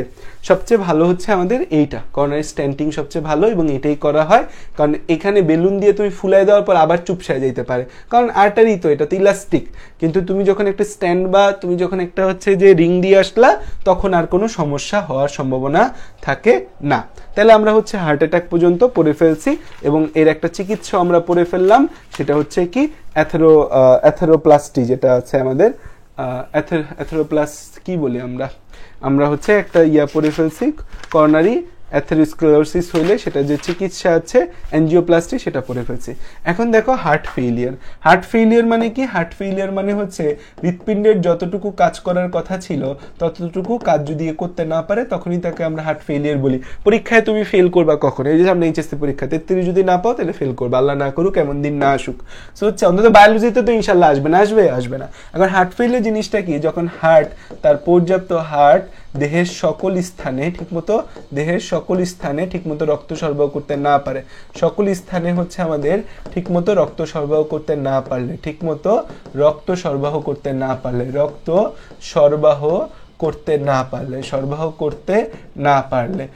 পারলে হার্ট যদি ঠিকমতো রক্ত সরবরাহ করতে না পারে, তখন তাকে আমরা কি বলি? তখন তাকে আমরা বলি হচ্ছে হার্ট ফেইলিয়ার বলি। তখন তাকে হার্ট ফেইলিয়ারের অনেক কারণ আছে, যে কারণগুলো হার্ট ফেইলিয়ার হতে পারে, যে হচ্ছে যে আমাদের ভালভুলার ডিজিজের কারণে হার্ট ফেইলিয়ার হতে পারে, হার্ট অ্যাটাকের ফলে পরবর্তীতে হার্ট ফেইলিয়ার হতে পারে, নানা কারণে আমাদের হার্ট ফেইলিয়ার হতে পারে। সো কারণ কি?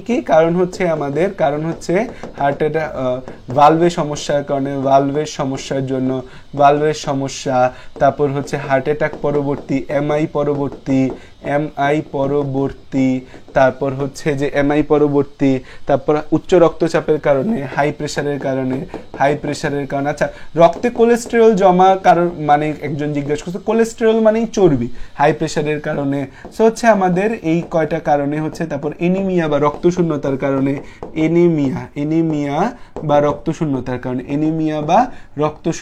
কারণে, সো আমাদের হচ্ছে লক্ষণে যদি আসি আমরা, লক্ষণ যে কি লক্ষণ দেখা যাবে আমাদের। সো আমাদের হার্ট ফেইলিয়ার দুই ভাবে হতে পারে।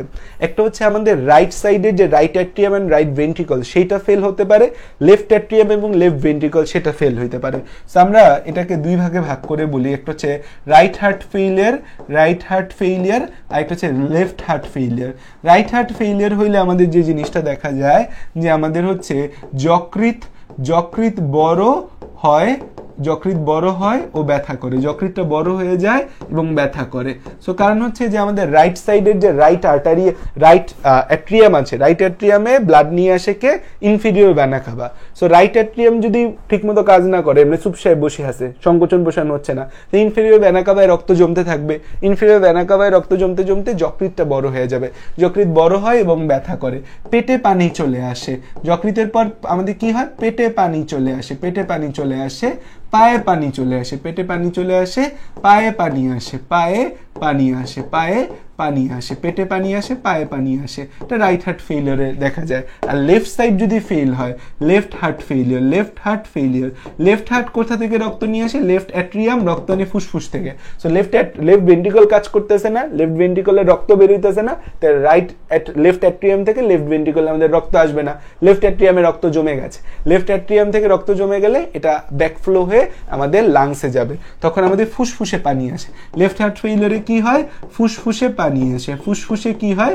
ফুসফুসে পানি আসে, ফুসফুসে পানি আসে, ফুসফুসে পানি আসে। সো হচ্ছে এবং আমাদের হচ্ছে যে একই সাথে প্রচন্ড শারীরিক দুর্বলতা থাকে, কারণ কোষগুলোতে ঠিকমতো ব্লাড সাপ্লাই হয় না, কোষগুলোতে ঠিকমতো ব্লাড সাপ্লাই হয় না। ফুসফুসে পানি আসে এবং হচ্ছে যে রক্ত মাখানো কাশি হয়, রক্ত মাখানো কাশি হয়, রক্ত মাখানো কাশি হয়। ফুসফুসে পানি আসে, শ্বাসকষ্ট হয়, শ্বাসকষ্ট হয়, রক্ত মাখানো কাশি, রক্ত মাখানো কাশি, রক্ত মাখানো কাশি। এবং এই রোগীর হচ্ছে শুয়ে থাকলে শ্বাসকষ্ট বাড়ে। শ্বাসকষ্ট বাড়ে কখন? শুয়ে থাকলে, এই জন্য বালিশে শোয়াইতে হয়। শুয়ে থাকলে শ্বাসকষ্ট বাড়ে, বালিশে শোয়াইতে হয়। তো চিকিৎসা কি? চিকিৎসা হচ্ছে কোন কারণে তার হার্ট ফেলিওর হয়েছে, ট্রিট দ্য কজ। তাহলে হচ্ছে চিকিৎসা কি?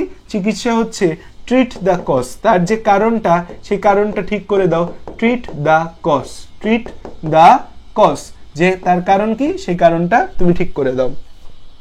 আচ্ছা, এখন প্রতিকার, তোমাদের বই সব জায়গায় প্রতিকারে বলা আছে কি?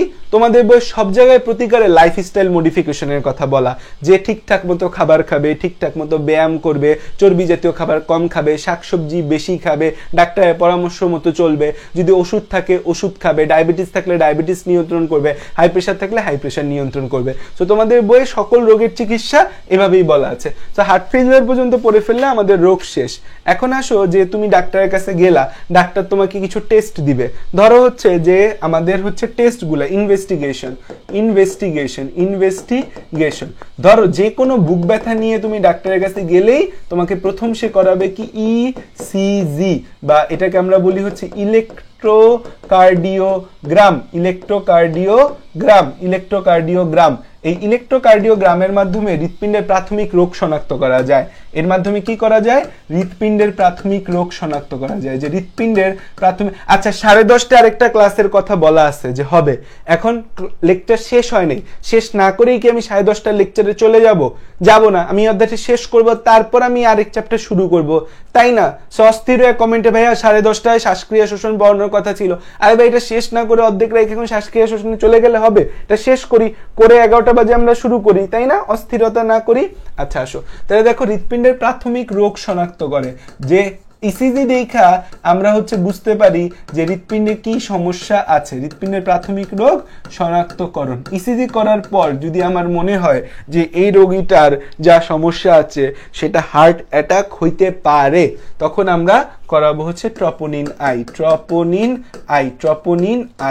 এই ট্রপোনিন আই এর লেভেল যদি বেশি থাকে তাহলে আমাদের এটা কি হতে পারে? হার্ট অ্যাটাক শনাক্তকরণে। যেমন যদি আমার মনে হয় যে হচ্ছে যে না, এটা হচ্ছে হার্ট অ্যাটাক হইতে পারে, তাহলে হচ্ছে আমি ট্রপোনিন আই করাবো।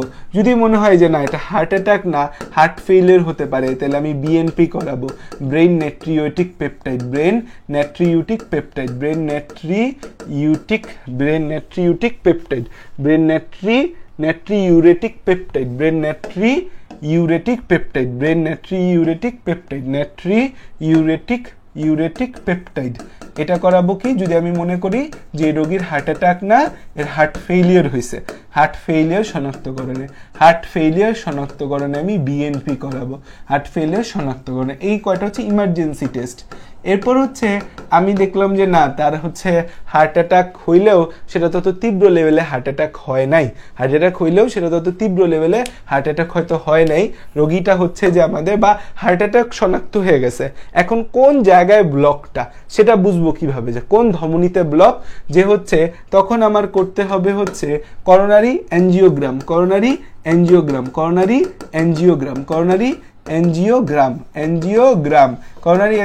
কি? যে আমাদের করোনারি ধমনীতে ব্লক শনাক্তকরণে, যে কোন করোনারি ধমনীতে আমাদের ব্লক সেটা শনাক্তকরণে, ধমনীতে ব্লক শনাক্তকরণ। এবং নর্মালি কি করা হয়, যে করোনারি অ্যাঞ্জিওগ্রাম করার সময় অ্যাঞ্জিওপ্লাস্টি করে দেওয়া হয়। আমি দেখলাম যে আসলে হচ্ছে যে তার এইগুলো ইমার্জেন্সি টেস্ট হয়ে গেল। এরপর হচ্ছে রোগী মোটামুটি সুস্থ হয়ে গেছে বা আমার ভালো আছে, এখন হৃৎপিণ্ড কতটুকু কাজ করে সেটা দেখতে হবে। তখন আমি করি হচ্ছে ইটিটি বা exercise tolerance test. Exercise tolerance test, tolerance test, exercise tolerance test. এটা হচ্ছে হৃৎপিণ্ডের কর্মক্ষমতা দেখার জন্য, হৃৎপিণ্ডের কর্মক্ষমতা, হৃৎপিণ্ডের কর্মক্ষমতা দেখার জন্য, কর্মক্ষমতা দেখার জন্য, হৃৎপিণ্ডের কর্মক্ষমতা দেখার জন্য, হৃৎপিণ্ডের কর্মক্ষমতা দেখার জন্য আমরা কি করি, ইটিটি বা ইংরেজিতে এটাকে বলি হচ্ছে exercise tolerance test, exercise tolerance test. আরেকটা জিনিস হচ্ছে যে আমরা করি এমআরআই করতে পারি যে হৃৎপেশির অবস্থান জানার জন্য, আর এক্সরে করতে পারি হৃৎপিণ্ডের অবস্থান জানার জন্য। এক্সরে, এক্সরে করতে পারি হচ্ছে কি হৃৎপিণ্ডের অবস্থানটা কোথায়, ডানে আছে না বামে আছে, হৃৎপিণ্ডের অবস্থান জানার জন্য, অবস্থান, অবস্থান।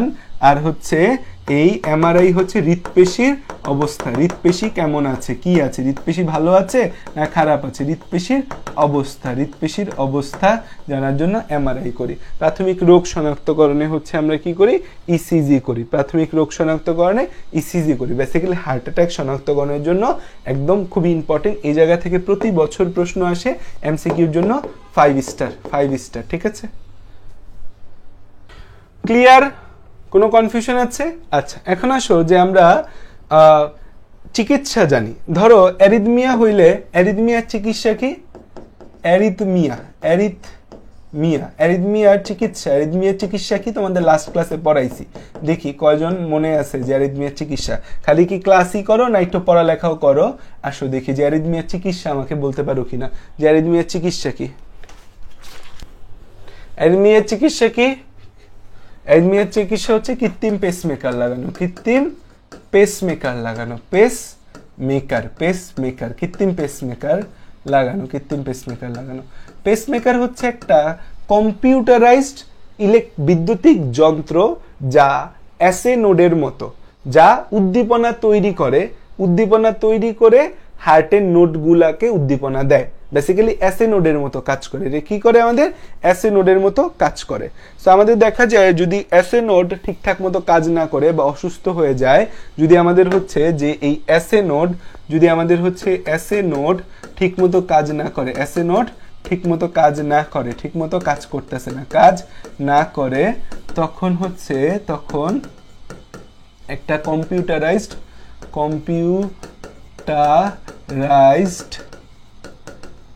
বৈদ্যুতিক যন্ত্র লাগানো হয় হার্টে, লাগানো হয় হার্টে,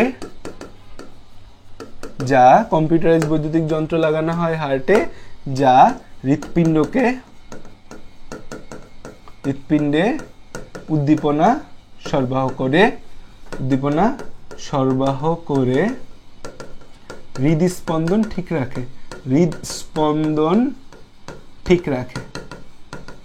একে পেসমেকার বলে, একে পেসমেকার বলে, একে পেসমেকার বলে, বলে একে কি বলে? একে পেসমেকার বলে। একটা পেসমেকারের লিথিয়াম ব্যাটারি থাকে, কম্পিউটারাইজ জেনারেটর থাকে, আর হচ্ছে যে আমাদের সেন্সরযুক্ত কিছু ইলেকট্রোড থাকে। তাহলে হচ্ছে কি থাকে আমাদের? একটা পেসমেকার নর্মালি হচ্ছে যে এরকম একটা পেসমেকার দেখতে, এই পেসমেকারের হচ্ছে যে আমাদের এরকম একটা তার থাকে, তার ভেতরে হচ্ছে যে এর হচ্ছে ব্যাটারি থাকে, lithium battery, lithium battery, lithium battery. এখানে হচ্ছে কিছু কম্পিউটারাইজ সেন্সর থাকে, কম্পিউটারাইজড সেন্সর কাছে থাকে কিছু, এটা হচ্ছে কিছু সেন্সর, কম্পিউটারাইজ সেন্সর, মানে এটা কম্পিউটারাইজড সিগন্যাল, কম্পিউটারাইজড সিগন্যাল। এটা হচ্ছে আমাদের একটা, এটা হচ্ছে যে লিড, এটাকে আমরা কি বলি? এটাকে বলি লিড বলি, লিড। তো এখানে লিথিয়াম ব্যাটারি থাকে, কি থাকে? লিথিয়াম ব্যাটারি থাকে। এখানে কি থাকে? লিথিয়াম ব্যাটারি থাকে, লিড। আর এই জায়গাটা হচ্ছে ইলেকট্রোড, এটা হচ্ছে electrode, electrode, electrode, electrode. Computerised, এটা জেনারেটর, সরি এটা computerised generator, lithium battery, computerised generator, generator, যেটা হচ্ছে আমাদের কি করে, সিগন্যাল জেনারেট করে। সো হচ্ছে এটা আমাদের চিত্র কি, পেসমেকার। চিত্র কি, চিত্র হচ্ছে পেসমেকার। চিত্র কি, চিত্র হচ্ছে পেসমেকার। চিত্র হচ্ছে পেসমেকার, পেসমেকার। আচ্ছা, পেসমেকার হচ্ছে আমাদের 3 টাইপের দেখা যায়। পেসমেকার, পেসমেকার, পেসমেকার হচ্ছে আমাদের 3 টাইপের আছে। একটা হচ্ছে এক প্রকোষ্ঠী, এক প্রকোষ্ঠী, এক প্রকোষ্ঠী, এক প্রকোষ্ঠী, এক প্রকোষ্ঠী। একটা হচ্ছে দ্বিপ্রকোষ্ঠী, দ্বিপ্রকোষ্ঠী। একটা হচ্ছে ত্রিপ্রকোষ্ঠী, ত্রিপ্রকোষ্ঠী। এক প্রকোষ্ঠী যেটা আছে সেটার মধ্যে একটা লিড, একটা লিড, একটা লিড, এবং সেটা হচ্ছে শুধুমাত্র রাইট অ্যাট্রিয়ামে, রাইট অ্যাট্রিয়াম, রাইট অ্যাট্রিয়ামে দেওয়া হয়, রাইট অ্যাট্রিয়ামে দেয়। একটাই তার, সেটা রাইট অ্যাট্রিয়ামে দেয়। রাইট অ্যাট্রিয়াম থেকে উদ্দীপনার ঢেউটা শুরু করে সব জায়গায় ছড়ায় দেয়। এটা শুধু অ্যাসে নোডে সমস্যা থাকলে, কারণ অ্যাসে নোডের সাথে ইভি নোডেও সমস্যা, তাই এখন একটা লিড দিয়ে হবে না, 2টা লিড দিতে হয়। একটা রাইট অ্যাট্রিয়ামে, একটা রাইট ভেন্ট্রিকলে, একটা রাইট অ্যাট্রিয়াম, একটা রাইট অ্যাট্রিয়াম, আর একটা হচ্ছে রাইট ভেন্ট্রিকল। 2 জায়গায় হচ্ছে আমাদের কি দিতে হয়, এই তারটা দিতে হয়। কারণ শুধু রাইট অ্যাট্রিয়ামে সমস্যা না, সমস্যা তো রাইট ভেন্ট্রিকলেও, আমাদের রাইট ভেন্ট্রিকলেও আছে। তাহলে হচ্ছে 2 জায়গায় আমি দিলাম। ত্রিপ্রকোষ্ঠী যেটা সবচেয়ে খারাপ অবস্থা, হার্ট কামই করতেছে না ঠিক মতো, হার্ট ফালায় দেওয়ার মতো সিচুয়েশন, তখন হচ্ছে আমাদের কি থাকে, 3টা লিড থাকে, এবং হচ্ছে কোথায় কোথায় থাকে, রাইট অ্যাট্রিয়াম, রাইট ভেন্ট্রিকল এবং হচ্ছে লেফট ভেন্ট্রিকল, এই 3 জায়গায় দিই। রাইট অ্যাট্রিয়ামে উদ্দীপনা দিলে সেখান থেকে উদ্দীপনা লেফট অ্যাট্রিয়ামেও যেতে পারে।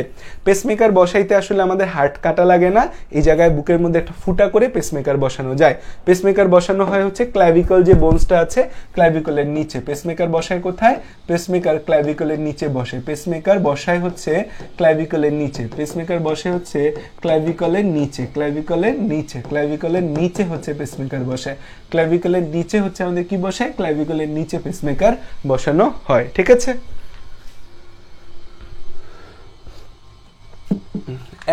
পেসমেকার 5 থেকে 10 বছর ঠিক থাকে।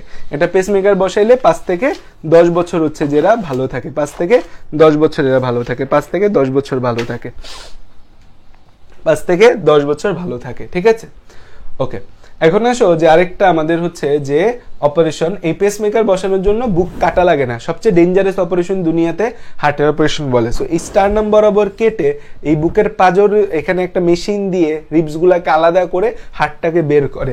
সো হার্টটাকে বের করাকে বলা হয় ওপেন হার্ট সার্জারি। এটাকে কি বলা হয়, এটাকে বলা হয় হচ্ছে open heart surgery, open heart surgery, open heart হচ্ছে সার্জারি, ওপেন হার্ট সার্জারি। এই যে ওপেন হার্ট সার্জারি আছে, এই ওপেন হার্ট সার্জারি জিনিসটা আসলে কি, জিনিসটা হচ্ছে যে রোগীর বুক কেটে হৃৎপিণ্ডটাকে উন্মুক্ত করে যে অস্ত্রোপচার করা হয়, যে রোগীর বুক কেটে, রোগীর বুক কেটে, রোগীর বুক কেটে, রোগীর বুক কেটে আমাদের হচ্ছে যে হৃৎপিণ্ড উন্মুক্ত করে যে অপারেশন করা হয়, যে হৃৎপিণ্ডটাকে বাইর করে যে অপারেশন করে, হৃৎপিণ্ড উন্মুক্ত করে যে অপারেশন করে, উন্মুক্ত করে যে অপারেশন করে, যে অপারেশন করে, অপারেশন করে, অপারেশন করে, একে ওপেন হার্ট সার্জারি বলে, একে ওপেন হার্ট সার্জারি বলে, ওপেন হার্ট সার্জারি বলে, ওপেন হার্ট সার্জারি বলে, ওপেন হার্ট সার্জারি বলে, ওপেন হার্ট সার্জারি বলে, ওপেন হার্ট সার্জারি বলে।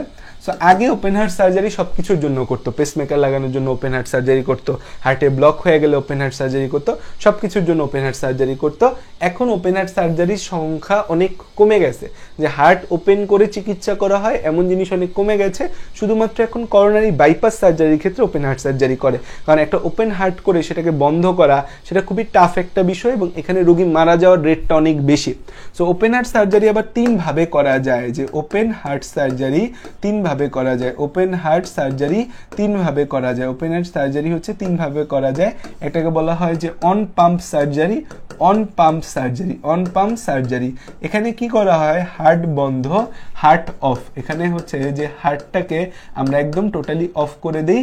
একটা হচ্ছে হার্ট লাং মেশিন চলে, একটা হচ্ছে heart lung machine, heart lung machine, heart lung machine চলে, হার্ট লাং মেশিন চলে, এবং এটার মাধ্যমে আমাদের সারা বডিতে ব্লাড ফ্লোটা হয়। সো এটাকে অন পাম্প সার্জারি বলি। হার্টটাকে টোটালি অফ করি, কারণ হার্ট যদি অফ না করি, হার্ট ধুপ ধুপ ধুপ ধুপ করলে তুমি এক জায়গায় ফুটা করতে যাবে, আরেক জায়গায় ফুটা হয়ে যাবে, তাই না? আর এটা হচ্ছে of pump surgery, of pump surgery, যে হার্টটা এখানে অন থাকে, হার্ট অন, কিন্তু হচ্ছে অল্প বিট দিবে, যে হচ্ছে আমি ওষুধ দিয়ে হার্টটাকে একদম মানে দুর্বল করে যে এই সংকোচন প্রসারণ কমায়া আমি কাজ করবো, এটাকে বলে অফ পাম্প সার্জারি। আর হচ্ছে রোবোটিক সার্জারি করা হয়, রোবোটিক সার্জারি, আরেকটা কি রোবোটিক সার্জারি, রোবট সহযোগে করা হয়। আর হচ্ছে এর প্রয়োগটা, ওপেন হার্ট সার্জারির প্রয়োগটা বর্তমানে হয় সবচেয়ে কমনলি হয় হচ্ছে করোনারি বাইপাস সার্জারিতে। প্রয়োগটা হয় হচ্ছে ওপেন হার্ট সার্জারির প্রয়োগটা হয় হচ্ছে করোনারি বাইপাস সার্জারি, বা এটাকে মেডিকেলীয় ভাষায় বলা হয় এটাকে বলে করোনারি আর্টারি বাইপাস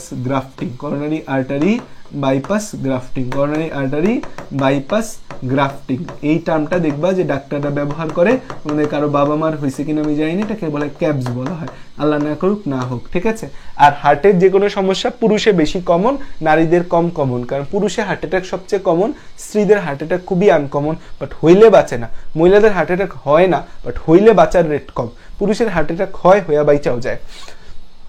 মানে এই বাইপুস লিখে রাখছি, চিন্তা করো, বাইপাস জিনিসটা কি, করোনারি বাইপাস সার্জারি জিনিসটা আসলে কি, বা করোনারি আর্টারি বাইপাস গ্রাফটিং জিনিসটা আসলে কি। জিনিসটা হচ্ছে এই যে ধরো আমাদের একটা কার্ডিয়াক মাসেল আছে, এই যে একটা কার্ডিয়াক মাসেল, এই হচ্ছে আমাদের কি একটা কার্ডিয়াক মাসেল। এখন আল্লাহ আমাদের একটা মাসেল রে শুধু একজন রে দিয়ে ব্লাড ফ্লো করায় নেই, একটা মাসেল রে যে কত মানুষরে দিয়ে ব্লাড ফ্লো করাইছে, মানে অনেক জায়গা থেকে ব্লাড ফ্লো করাইছে, হ্যাঁ অনেক জায়গা থেকে ব্লাড ফ্লো করাইছে। এগুলোকে আমরা মেডিকেল ভাষায় অ্যানাস্টোমোসিস বলি, যে একটা নষ্ট হইলে আরেকটা হচ্ছে কাজ করতে পারবে। এখন কিন্তু তারপর আমরা এত খাওয়া দাওয়া করি, খাইতে খাইতে অবস্থা খারাপ আমাদের, এখন খাইতে খাইতে অবস্থা খারাপ, এখানে 3টা ব্লাড ফ্লো হয়। এখন এইটাও পুরা চর্বি দিয়ে বন্ধ হয়ে গেছে, এটাও পুরা চর্বি দিয়ে বন্ধ হয়ে গেছে, এটাও পুরা চর্বি দিয়ে বন্ধ হয়ে গেছে, এটাকে বলি আমরা ট্রিপল ভেসেল ডিজিজ বলি। 3টা ভেসেলে সমস্যা হয়েছে, এখন কোনোভাবেই ও আর অক্সিজেন পাইতেছে না, একটা বন্ধ হয়েছে, আরেকটা 3টাই বন্ধ হয়ে গেছে, বা 3টা বন্ধ হওয়ার কাছাকাছি। তখন 3টা রিং না পরায়া, ডাক্তাররা যেটা বলে যে ট্রিপল ভেসেল ডিজিজ হইলে 3টা রিং না পরায়া আমার পায়া থেকে বা বুক থেকে একটা আর্টারি নিয়ে বা একটা শিরা নিয়ে এখানে একটা বাইপাস চ্যানেল ক্রিয়েট করে দেওয়া হয়। এখানে কি করা হয়, এখানে একটা বাইপাস চ্যানেল ক্রিয়েট করে দেওয়া হয়, এটাকে বলা হয় বাইপাস গ্রাফটিং। এটা হচ্ছে কি, এই ধমনীটা নতুন ধমনী লাগাই দেয়, নতুন রক্তনালী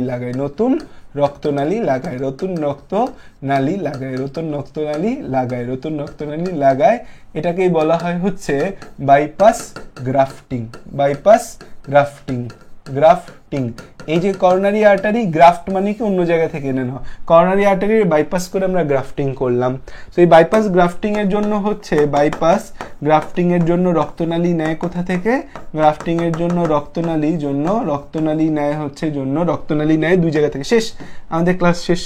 জন্য রক্তনালী নেয় হচ্ছে কোথা থেকে, সব পড়ায় দিলাম, বুঝছো, অনেক কিছু ফাঁকি ঝুঁকি দিয়ে পড়াইতে পারতাম, বাট সব পড়ায় দিলাম, যেহেতু ওয়াদা করছি যে 30 দিনে তোমাকে একদম বস বানায় দিব, সো ফাঁকি ঝুঁকি দিয়ে পড়াইলে হচ্ছে যে বস তো হবে না, সো এই জন্য সব পড়ায় দিব।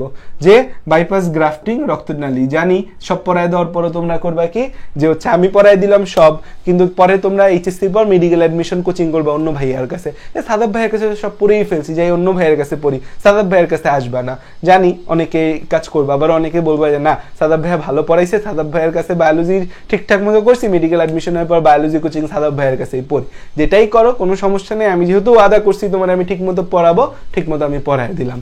সো করোনারি আর্টারি যে বাইপাস গ্রাফটিং এর জন্য রক্তনালী 2 জায়গা থেকে নেওয়া হয়, যে পা থেকে হচ্ছে স্যাফেনাস ভেইন নেওয়া হয়, পা থেকে স্যাফেনাস ভেইন নেয়, অথবা হচ্ছে বুক থেকে ইন্টারনাল মেমারি আর্টারি নেয়, ইন্টারনাল মেমারি আর্টারি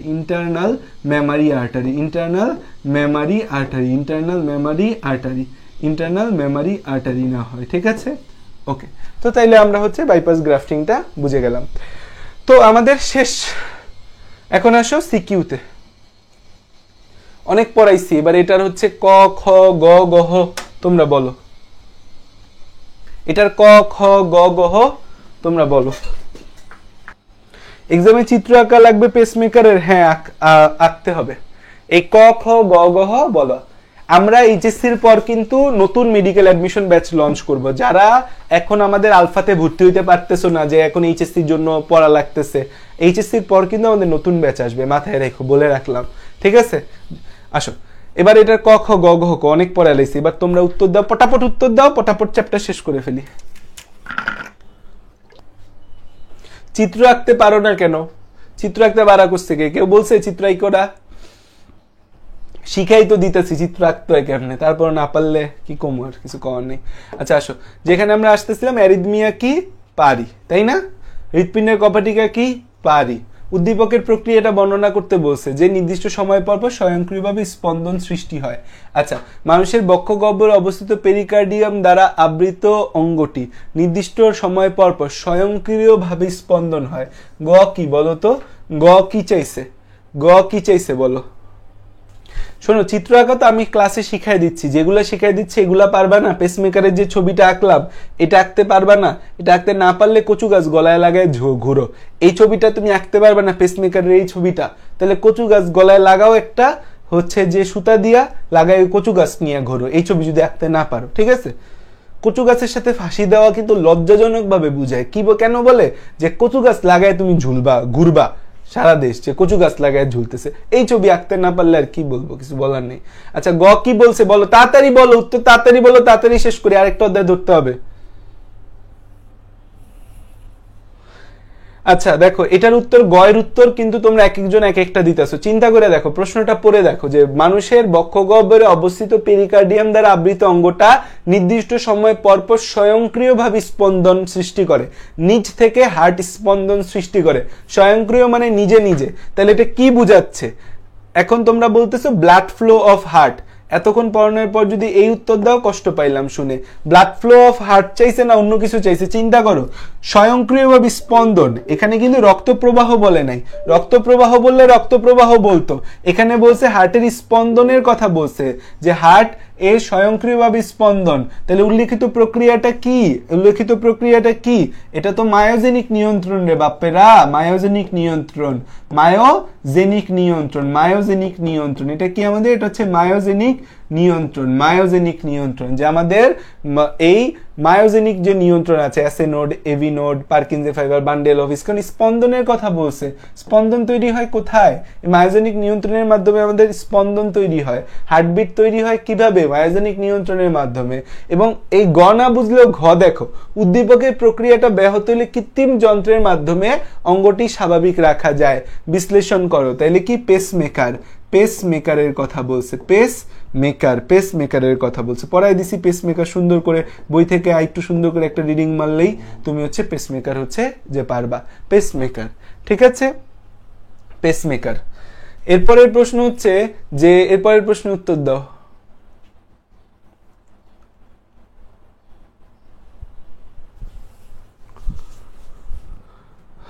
অ্যানজাইনা কি? পারি। আর্টারিওস্ক্লেরোসিস আর অ্যাথেরোস্ক্লেরোসিস একই কথা। আর্টারিওস্ক্লেরোসিস এবং অ্যাথেরোস্ক্লেরোসিস একই কথা। আর্টারিওস্ক্লেরোসিস, অ্যাথেরোস্ক্লেরোসিস একই কথা, এটা হচ্ছে যে সুন্দর মতো জেনে নাও। আর্টারিওস্ক্লেরোসিস, অ্যাথেরোস্ক্লেরোসিস একই কথা। দেখি তো এই আর্টারিওস্ক্লেরোসিস দেওয়া আছে নাকি আমার বইয়ে। আচ্ছা, আর্টারিওস্ক্লেরোসিস আর এই যে আমরা তোমাদের যে অ্যাথেরোস্ক্লেরোসিস পড়াইছি, অ্যাথেরোস্ক্লেরোসিস, স্ক্লেরোসিস একই সংজ্ঞা আসে, সংজ্ঞা একই আসে, যদিও দুইটার মধ্যে একটু ছোট্ট পার্থক্য আছে। আচ্ছা, কপাটিকার ভূমিকা বিশ্লেষণ করো, এটা আমরা পারবো। এখন বলছে উদ্দীপকের অঙ্গটির কার্যক্রম পি কিভাবে নিয়ন্ত্রণ করে। এই পি জিনিসটা কি দেখো তো, পি জিনিসটা কি? পি কি বলো? এই পি জিনিসটা কি? পি, এই যে পি জিনিসটা আছে, পি জিনিসটা কি? পি যে কথাটা আছে, পি জিনিসটা কি বলো? এই যে পি, এই পি যে বিষয়টা আছে, পি জিনিসটা কি? পি জিনিসটা আমাদের কি বলো? পি বলতে পারলে বুঝবো যে পারছো। পি ছবিটা দেখা, এই যে তিন দিকে যায় ভাই, এভাবে ডট ডট ডট দিছি, যে প্রবাহটা তিন দিকে যায়, প্রবাহ না মানে উদ্দীপনাটা তিন দিকে যায়। Very good, SA node. P হচ্ছে এসএ নোড, ভেরি গুড, খুবই হ্যাপি হইলাম যে তোমরা পি উত্তর দিতে পারছো। অঙ্গটির কার্যক্রম পি কিভাবে নিয়ন্ত্রণ করে? তাহলে এসএ নোড থেকে উদ্দীপনার ঢেউ শুরু হয়, সেটা এভি নোডে যায়, তার মানে মায়োজেনিক নিয়ন্ত্রণ জানতে চেয়েছে। এখানেও, এখানে উত্তর কি? এখানে উত্তর হচ্ছে মায়োজেনিক নিয়ন্ত্রণ, মায়োজেনিক নিয়ন্ত্রণ, মায়োজেনিক নিয়ন্ত্রণ, মায়োজেনিক নিয়ন্ত্রণ, ঠিক আছে, মায়োজেনিক নিয়ন্ত্রণ। ওকে, তারপর সামনে যদি যাই, সেখানে হচ্ছে যে আবিদ হৃদরোগে আক্রান্ত হয়ে হাসপাতালে ভর্তি হলেন। ডাক্তার পরীক্ষা করে তাকে বললেন তার হৃৎপিণ্ডের বিশেষ পেশিগুচ্ছ ছন্দহীনতার কারণে কার্ডিয়াক চক্রে সমস্যা হয়েছে, এই জন্য ডাক্তার তাকে বিশেষ যন্ত্র বসানোর পরামর্শ দিলেন। আচ্ছা, এখানে হচ্ছে প্রথম কথা যে উদ্দীপকে উল্লেখিত চক্রটা ব্যাখ্যা করো, আরেকটা বলছে ডাক্তারের পরামর্শ হচ্ছে যে যুক্তিযুক্ত। এটা দেখো, চিন্তা করো, ডাক্তারের কথা তোমার বিবেচনা করতে দিছে যে ঠিক কিনা বলো। তাহলে চক্রটা কোন চক্র? এখানেও যে আমাদের কি হয়েছে, যে পেশিগুচ্ছের সমস্যা, পেশিগুচ্ছের সমস্যার কারণে ছন্দহীনতা তৈরি হয়েছে।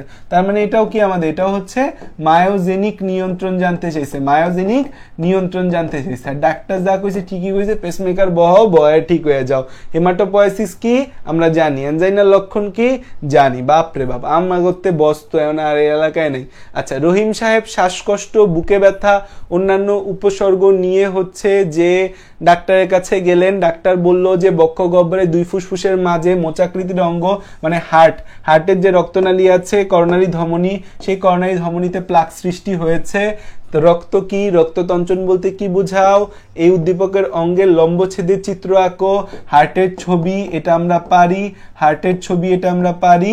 আর ঘতে কি চাইছে দেখো, রক্তনালীর জটিলতা নিরসন বড় আকারের অপারেশন ছাড়াই সম্ভব। তাহলে এই ঘয়ের উত্তর কি বলো, এই ঘয়ের উত্তর কি বলো, ঘয়ের উত্তর কি বলো? যে বড় অপারেশন ছাড়াও হার্টে যে প্লাক জমছে এটা ঠিক করা যায় কিসের মাধ্যমে? এনজিওপ্লাস্টির মাধ্যমে, তাই না? এনজিওপ্লাস্টির মাধ্যমে, এনজিওপ্লাস্টির মাধ্যমে। আচ্ছা, সামনে যদি যাই, যে মানবদেহে অক্সিজেন, কার্বন ডাইঅক্সাইড পুষ্টি উপাদান পরিবহনে সম্পৃক্ত তরল যোজক কলা সঞ্চালনে একটি সংকোচন প্রসারণশীল অঙ্গ মুখ্য ভূমিকা রাখে। তরল যোজক কলা মানে রক্ত, সংকোচন প্রসারণশীল অঙ্গ মানে হৃৎপিণ্ড বুঝাইতেছে। উক্ত অঙ্গটিতে পুষ্টি সরবরাহ একটা বিশেষ নালীর মধ্যে হয়। যে ওই অঙ্গটা, হৃৎপিণ্ডেও তো অক্সিজেন ব্লাড সাপ্লাই করতে হবে, সেটা একটা বিশেষ নালীর মাধ্যমে হয়, সেটা আমাদের কি? করোনারি ধমনী। অ্যান্টিজেন কি বুঝাইছি সেই ক্লাসে। মায়োজেনিক নিয়ন্ত্রণ বলতে কি বুঝায় জানি। উদ্দীপকে উল্লেখিত অঙ্গটি অকার্যকর হওয়ার কারণগুলা কি লেখো, যে আমাদের উদ্দীপকে উল্লেখিত অঙ্গটা অকার্যকর হওয়ার কারণগুলা। হার্ট কাজ করতে পারে না কি কি কারণে? হার্টের যে রোগগুলা, সেখানে বেসিক্যালি আমাকে কার্ডিওভাস্কুলার ডিজিজগুলা যে তোমারে পড়াইছি, ওই কার্ডিওভাস্কুলার ডিজিজগুলার নাম বলবা। কার্ডিওভাস্কুলার ডিজিজ, কার্ডিওভাস্কুলার ডিজিজ, এই কার্ডিওভাস্কুলার ডিজিজের কারণে আমাদের হার্ট কি হইতে পারে? অকার্যকর হইতে পারে।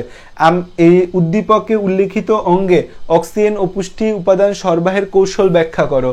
তাইলে ওই অঙ্গে আমাদের হচ্ছে অক্সিজেন এবং কার্বন ডাইঅক্সাইড সংবহনের প্রক্রিয়া হচ্ছে অক্সিজেন ও পুষ্টি সংবহনের প্রক্রিয়া হচ্ছে করোনারি সংবহন। করোনারি সংবহন ব্যাখ্যা করতে হয়েছে ছোট করে, তাহলে ছোট করে করোনারি সংবহন ব্যাখ্যা করবা। তাহলে দেখো, এখন বোর্ড প্রশ্নগুলায় প্রতিটা জিনিস টাচ করে, প্রতিটা জিনিস টাচ করে। আগে খালি হার্টের লম্বচ্ছেদ আইকা শিখাই দিলে হয়ে যেত, ওইটা থেকেই সব জায়গায় প্রশ্ন আসতো। বাট এখন বোর্ড প্রশ্নগুলায় সবগুলা টপিক টাচ করে। যে বলছে অঙ্গে অক্সিজেন ও পুষ্টি উপাদান সরবরাহের কৌশল করোনারি সংবহনের মাধ্যমে আমাদের যায়। করোনারি সংবহন, কার্ডিওভাস্কুলার ডিজিজ নিয়ে প্রশ্ন চাইছে আমাদের কাছে। তারপর হইছে আমাদের এই মায়োকার্ডিয়াল ইনফ্রাকশন, মানবদেহে একটা মারাত্মক সমস্যা। সিরাম কাকে বলে? রক্ততঞ্চন বলতে কি বোঝায়? আমাদের উদ্দীপকের অঙ্গের গঠন ও কাজ, উদ্দীপকের অঙ্গের গঠন ও কাজ, হার্টের গঠন এবং কাজ আমরা পারবো। সমস্যা সৃষ্টির কারণ ও চিকিৎসা, এমআই এর কারণ আমরা একদম ছবি এঁকে বুঝিয়ে দিতে পারবো, এমআই এর কারণ। আর হচ্ছে চিকিৎসা কি? চিকিৎসা, কারণ এন্ড চিকিৎসা। চিকিৎসা বললে তুমি এই জায়গায় চিকিৎসা দিবা হচ্ছে এনজিওপ্লাস্টি, এমআই এর চিকিৎসা দিবা হচ্ছে কি? এনজিওপ্লাস্টি হচ্ছে এমআই এর চিকিৎসা, ঠিক আছে, একদম স্পেসিফিক চিকিৎসা বললে। তারপর হচ্ছে আমাদের প্রশ্ন, শ্রেণীকক্ষের শিক্ষক হৃৎপিণ্ডের কপাটিকা নিয়ে কথা বললেন এবং রক্তচাপ নিয়ন্ত্রণে রক্তের আয়তনের ভূমিকার কথা বললেন। এই যে কপাটিকা নিয়ে উদ্দীপকের প্রথমাংশের আলোচিত বিষয়টা বর্ণনা করো। প্রথমাংশে আলোচিত বিষয় কি? কপাটিকা। তাহলে কপাটিকা গুলার ওই যে ছকটা, যেটা ছবি এঁকে কপাটিকার ছকটা লিখে দিতে হবে। দ্বিতীয় অংশে আলোচিত বিষয়টা অত্যন্ত গুরুত্বপূর্ণ। খেয়াল বলছে কি? রক্তের চাপ নিয়ন্ত্রণে রক্তের আয়তনের ভূমিকা আছে। তার মানে আয়তন রিসেপ্টর বা নিম্নচাপ রিসেপ্টরের কথা বলছে। আয়তন রিসেপ্টর বা নিম্নচাপ ব্যারো রিসেপ্টর বা নিম্নচাপ ব্যারো রিসেপ্টরের ভূমিকা চাইছে। আমরা কি একটা প্রশ্ন বাদ দিছি? আমরা এই একটা প্রশ্ন বাদ দেই নাই। Each and every line, each and every line তোমাদের আমি পড়াই দিছি। বলতে পারবা যে আমাদের 24 ব্যাচে একজন সাদাব ভাইয়া ছিল যে আমাদের প্রতিটা লাইন পড়াই দিছে বইয়ের। আচ্ছা, এখানে যে ছবিটা আছে এই ছবিটা কি? এই ছবিটা কিন্তু একটা কপাটিকার ছবি, ট্রাইকাস্পিড বাইকাস্পিড, এই দুইটা হচ্ছে সেমিলুনার কপাটিকা। তাহলে অ্যাসেনোডের পূর্ণরূপ আমরা পারি, কর্নারি সংবহন বলতে কি বোঝায় সেটা আমরা পারি। তারপর হচ্ছে উদ্দীপকের চিত্রে চিহ্নিত অংশগুলো কিভাবে কাজ করে, কপাটিকাগুলা, এটা আমরা বলতে পারবো এটা ট্রাইকাস্পিড, এটা বাইকাস্পিড। এটা আমাদের তাহলে কি হবে, রাইট সাইড হবে এটা পালমোনারি সেমিলুনার কপাটিকা আর হচ্ছে অ্যাওটিক সেমিলুনার কপাটিকা। সো হচ্ছে আমরা উদ্দীপকের চিহ্নিত অঙ্গগুলা কিভাবে কাজ করে এই প্রশ্ন পারবো। মানবদেহ চিত্রের অঙ্গটির ভূমিকা অপরিসীম, আমাদের হৃৎপিণ্ডের ভূমিকা আমাদের বডিতে অপরিসীম, হৃৎপিণ্ডের ভূমিকা আমাদের বডিতে হচ্ছে অপরিসীম। হৃৎপিণ্ডের ভূমিকা বইলা শেষ করা যাবে না, এত এত ভূমিকা আমাদের হৃৎপিণ্ডের মধ্যে আমরা দেখতে পাই, এত এত ভূমিকা আমরা হৃৎপিণ্ডের মধ্যে দেখতে পাই। ঠিক আছে, ওকে। তারপরের প্রশ্ন হচ্ছে আমাদের দেহের রক্তকে বাহিকার ভেতর দিয়ে সঞ্চালনের জন্য ত্রিকোণাকার একটা অঙ্গ প্রধান ভূমিকা পালন করে, তবে দেহের শরীরবৃত্তীয় স্থিতি অবস্থার জন্য রক্ততঞ্চন একটা গুরুত্বপূর্ণ কাজ করে। কাইল কি? কাইল জিনিসটা হচ্ছে ওই যে সাদাটে, লসিকা যখন সাদাটে হয় কাইল বলে। কার্ডিয়াক চক্র, উদ্দীপকের অঙ্গটা লম্বচ্ছেদের চিহ্নিত চিত্র শিখাইছি আমি তোমাদেরকে, শিখাইছি লম্বচ্ছেদ। উদ্দীপকে উল্লেখিত গুরুত্বপূর্ণ জৈবনিক কাজটি কি স্বাভাবিক অবস্থায় দেহে ঘটে? আচ্ছা, তবে দেহের শরীরবৃত্তীয় স্থিতি অবস্থায় রক্ততঞ্চন, আচ্ছা বলছে রক্ততঞ্চন একটি গুরুত্বপূর্ণ জৈবিক কাজ। রক্ততঞ্চন কি স্বাভাবিক অবস্থায় ঘটে? উত্তর হচ্ছে না। কেন ঘটে না? 3টা পয়েন্ট আছে, সেই 3টা পয়েন্ট হচ্ছে লিখতে হবে, না ও কারণ, না ও কারণ। তাহলে কিন্তু এটা 1 পেজের প্রশ্ন, বাট লিখলেই 4 মার্ক। তারপর হচ্ছে আমাদের প্রশ্ন হচ্ছে মানুষের দেহে মোচাকৃতির একটা অঙ্গ আছে যা 4 প্রকোষ্ঠে বিভক্ত, কপাটিকা যুক্ত, অঙ্গটা স্বয়ংক্রিয়ভাবে নিয়ন্ত্রিত হয়। পেসমেকার কি আমরা জানি। রক্তকণিকাগুলাকে কেন রক্তকোষ বলে না এটাও পড়ায় দিছি। কপাটিকাগুলার অবস্থান, নাম, কাজ এটাও পারি। উদ্দীপকের আলোকে অঙ্গটার নিয়ন্ত্রণ কৌশল, স্বয়ংক্রিয়ভাবে নিয়ন্ত্রিত হয় মানে মায়োজেনিক নিয়ন্ত্রণ। স্বয়ংক্রিয়ভাবে নিয়ন্ত্রিত হয় মানে কি? মায়োজেনিক নিয়ন্ত্রণ, মায়োজেনিক নিয়ন্ত্রণ, মায়োজেনিক নিয়ন্ত্রণ। আচ্ছা, তারপর যদি আমরা আসি যে আমাদের দেহে একটি সেন্ট্রাল পাম্পিং অর্গান আছে, হৃৎপিণ্ড। সংকোচন প্রসারণের ফলে সারা দেহে রক্ত প্রবাহিত হয়। সিরাম কি আমরা জানি, পোর্টাল সংবহন কি আমরা জানি। লম্বচ্ছেদ আঁকতে পারবো যে অঙ্গটিতে দুটি বিশেষ সময়ে বিশেষ কারণে 2টা শব্দের তৈরি হয়। সো হচ্ছে লাভ অ্যান্ড ডাব, লাভ অ্যান্ড ডাব, লাভ অ্যান্ড ডাব। ডাব হয় কখন? ভেন্ট্রিকুলার ডায়াস্টলে, লাভ হয় কখন? ভেন্ট্রিকুলার সিস্টলে। কার্ডিয়াক চক্র ছবি এঁকে বুঝাই দিছি, আশা করি লিখতে কোনো সমস্যা হবে না। তারপরের প্রশ্ন হচ্ছে আমাদের এই মানবদেহে বুকের বাঁদিকে ত্রিকোণাকার একটা অঙ্গ আছে, বাইরের কোনো উদ্দীপনা ছাড়াই ছন্দময় গতিতে স্পন্দিত হয়। এই সারফেক্টেন কি? এটা একটু পরের ক্লাসে পড়বো। সাইনোসাইটিস কি? একটু পরের ক্লাসে পড়বো। অঙ্গটার লম্বচ্ছেদ আঁকতে পারবো। আর উদ্দীপকের শেষ উক্তিটা বিশ্লেষণ করো। বাইরের কোনো উদ্দীপনা ছাড়াই হচ্ছে এরা স্পন্দিত হতে পারে। মায়োজেনিক নিয়ন্ত্রণ, মায়োজেনিক নিয়ন্ত্রণ, মায়োজেনিক নিয়ন্ত্রণ, মায়োজেনিক নিয়ন্ত্রণ। তারপর হচ্ছে আমাদের প্রশ্ন হচ্ছে যে এখানে দেখা যাচ্ছে রক্তকণিকা দেখা যাচ্ছে। আচ্ছা, ভেরি গুড। এখানে হচ্ছে এ আর বি দেখাইছে, শ্বেত রক্তকণিকার মধ্যে এ আর বি, এটা কোন ধরনের ছবি দেখাইছে? বাপরে বাপ, এটা তো এখানে হচ্ছে যে আমাদের 3টা খণ্ড দেখা যাচ্ছে। এ 3টা খণ্ড, 1 2 3, এ 3টা খণ্ড, এ আর বি।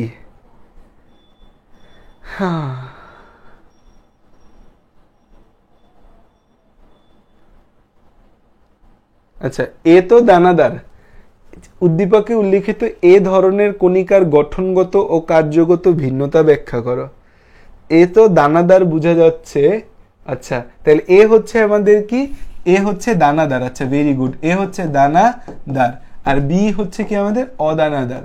সো হচ্ছে শ্বেত রক্তকণিকা দানাদার এবং অদানাদার 2টা ভাগ আছে। এই দানাদার যে নিউট্রোফিল দানাদার যে আছে, এই দানাদার গুলার 3 ভাগ। দানাদার হচ্ছে আমাদের আবার 3 প্রকার আছে। দানাদার 3 প্রকার, দানাদার 3 প্রকার। একদম ডিটেলসে প্রতিটার গঠন এবং কাজ পরে আসছি। দেহের প্রতিরক্ষায় বি ধরনের কণিকার ভূমিকা। অদানাদারের যে আমাদের 2টা ভাগ আছে, মনোসাইট আর লিম্ফোসাইট। এই মনোসাইট এবং লিম্ফোসাইটের যে ভাগগুলা প্রতিরক্ষায় ভূমিকা রাখে। কারণ মনোসাইট ফ্যাগোসাইটোসিস, মনোসাইট থেকে ম্যাক্রোফেজ হয় যা ফ্যাগোসাইটোসিস প্রক্রিয়া জীবাণু ভক্ষণ করে। আর হচ্ছে আমাদের আরেকটা জিনিস কি বলতেছিলা? আরেকটা জিনিস হচ্ছে ওই যে ভুলে গেলাম। আরেকটা জিনিস হচ্ছে মনোসাইট আর লিম্ফোসাইটের মধ্যে বি লিম্ফোসাইট থেকে অ্যান্টিবডি তৈরি হয়, টি লিম্ফোসাইট আছে, এনকে সেল আছে। প্রতিরক্ষায় তো এর ভূমিকা অসাধারণ। তারপর হচ্ছে আমাদের মানবদেহে নিউক্লিয়াসবিহীন কণিকা, নিউক্লিয়াসবিহীন কণিকা তো দুইটা, নিউক্লিয়াসবিহীন কণিকা হচ্ছে একটা হচ্ছে আরবিসি আর একটা হচ্ছে অনুচক্রিকা, দুইটাই নিউক্লিয়াসবিহীন অনুচক্রিকা। আর নিউক্লিয়াস যুক্তকে, নিউক্লিয়াস যুক্ত হচ্ছে ডাব্লিউবিসি, নিউক্লিয়াস যুক্ত ডাব্লিউবিসি। তো উদ্দীপকে উল্লিখিত এ চিহ্নিত অংশের প্রকারভেদ, এ চিহ্নিত অংশ যে আছে নিউক্লিয়াস যুক্ত কণিকা, এর প্রকারভেদ আমার চেয়ে ভালো কেউ পারবে না ইনশাল্লাহ। উদ্দীপক সংশ্লিষ্ট বি এবং সি এর তুলনা, আরবিসি এবং অনুচক্রিকের তুলনা আমি পারবো। আচ্ছা, এখানে বলছে যে আমাদের এই এ আর বি রক্তবাহিকাগুলো ব্যতিক্রম ধর্মী, ফুসফুস থেকে আমাদের লেফট অ্যাট্রিয়ামে আসে যেটা, এটা হচ্ছে পালমোনারি ভেইন, আর রাইট ভেন্ট্রিকল থেকে ফুসফুসে যায় হচ্ছে পালমোনারি আর্টারি। দুইটা ব্যতিক্রম ধর্মী, ব্যতিক্রমী অক্সিজেন পরিবহন করে। চিত্রে দ্বিচক্রী রক্ত সংবহন প্রদর্শিত হয়েছে। দ্বিচক্রী রক্ত সংবহন জিনিসটা আসলে কি? জিনিসটা হচ্ছে দেখো আমাদের বডিতে রক্ত সংবহনটা কিভাবে হয়। আমাদের বডিতে রক্ত সংবহন হয় হচ্ছে এই রাইট ভেন্ট্রিকল থেকে ফুসফুস যায়, ফুসফুস থেকে আবার হার্টে আসে, এটা একটা চক্র। আরেকটা চক্র হচ্ছে লেফট ভেন্ট্রিকল থেকে দেহতে যায়, দেহ থেকে আমাদের হচ্ছে আবার কি হয় রাইট অ্যাট্রিয়াম আসে, এটা একটা চক্র। তাহলে এটা একটা সাইকেল, এই ফুসফুস একটা সাইকেল আর দেহ একটা সাইকেল। আমাদের বডিতে মূল সংবহন দুইটা, একটা সিস্টেমিক সংবহন, একটা পালমোনারি সংবহন। এই সিস্টেমিক একটা চক্র আছে, পালমোনারি একটা চক্র আছে। এই জন্য আমাদের বডিতে ব্লাড সার্কুলেশন দ্বিচক্রী সংবহন বলা হয়, দ্বিচক্রী সংবহন বলা হয়। সেটা তুমি হার্টের ছবিটাইকা পালমোনারি সংবহন এবং হচ্ছে যে সিস্টেমিক সংবহন, এই দুইটা সংবহন ব্যাখ্যা করে দিবা, বলবা, ব্যাখ্যা করে দিয়ে বলবা মানবদেহে দ্বিচক্রী সংবহন দেখা যায়। সো হচ্ছে আমাদের এই রক্ত সংবহন আমাদের হচ্ছে শেষ, রক্ত সংবহন আমাদের শেষ। এবং হচ্ছে রক্ত সংবহন ইনশাল্লাহ এই ক্লাসটা করলে ব্লাড সার্কুলেশন, ব্লাড সার্কুলেশনের এই ক্লাস সার্কুলেশন, ব্লাড সার্কুলেশনের হচ্ছে blood and blood circulation, blood and blood সার্কুলেশনের এই চ্যাপ্টার শেষ। এবং আমাদের কিসের জন্য? HSC plus admission, HSC plus admission আমাদের জন্য ডান আলহামদুলিল্লাহ। দেন হচ্ছে যে আমাদের এইচএসসি অ্যাডমিশন ডান, এবং আমাদের হচ্ছে যে বেসিক অ্যাডভান্স যা পড়তে চাও তুমি ডান, এবং তুমি হচ্ছে এই চ্যাপ্টারে আলহামদুলিল্লাহ 0 to হিরো হয়ে গেছো। তো আমাদের রক্ত সঞ্চালন শেষ। Thank you.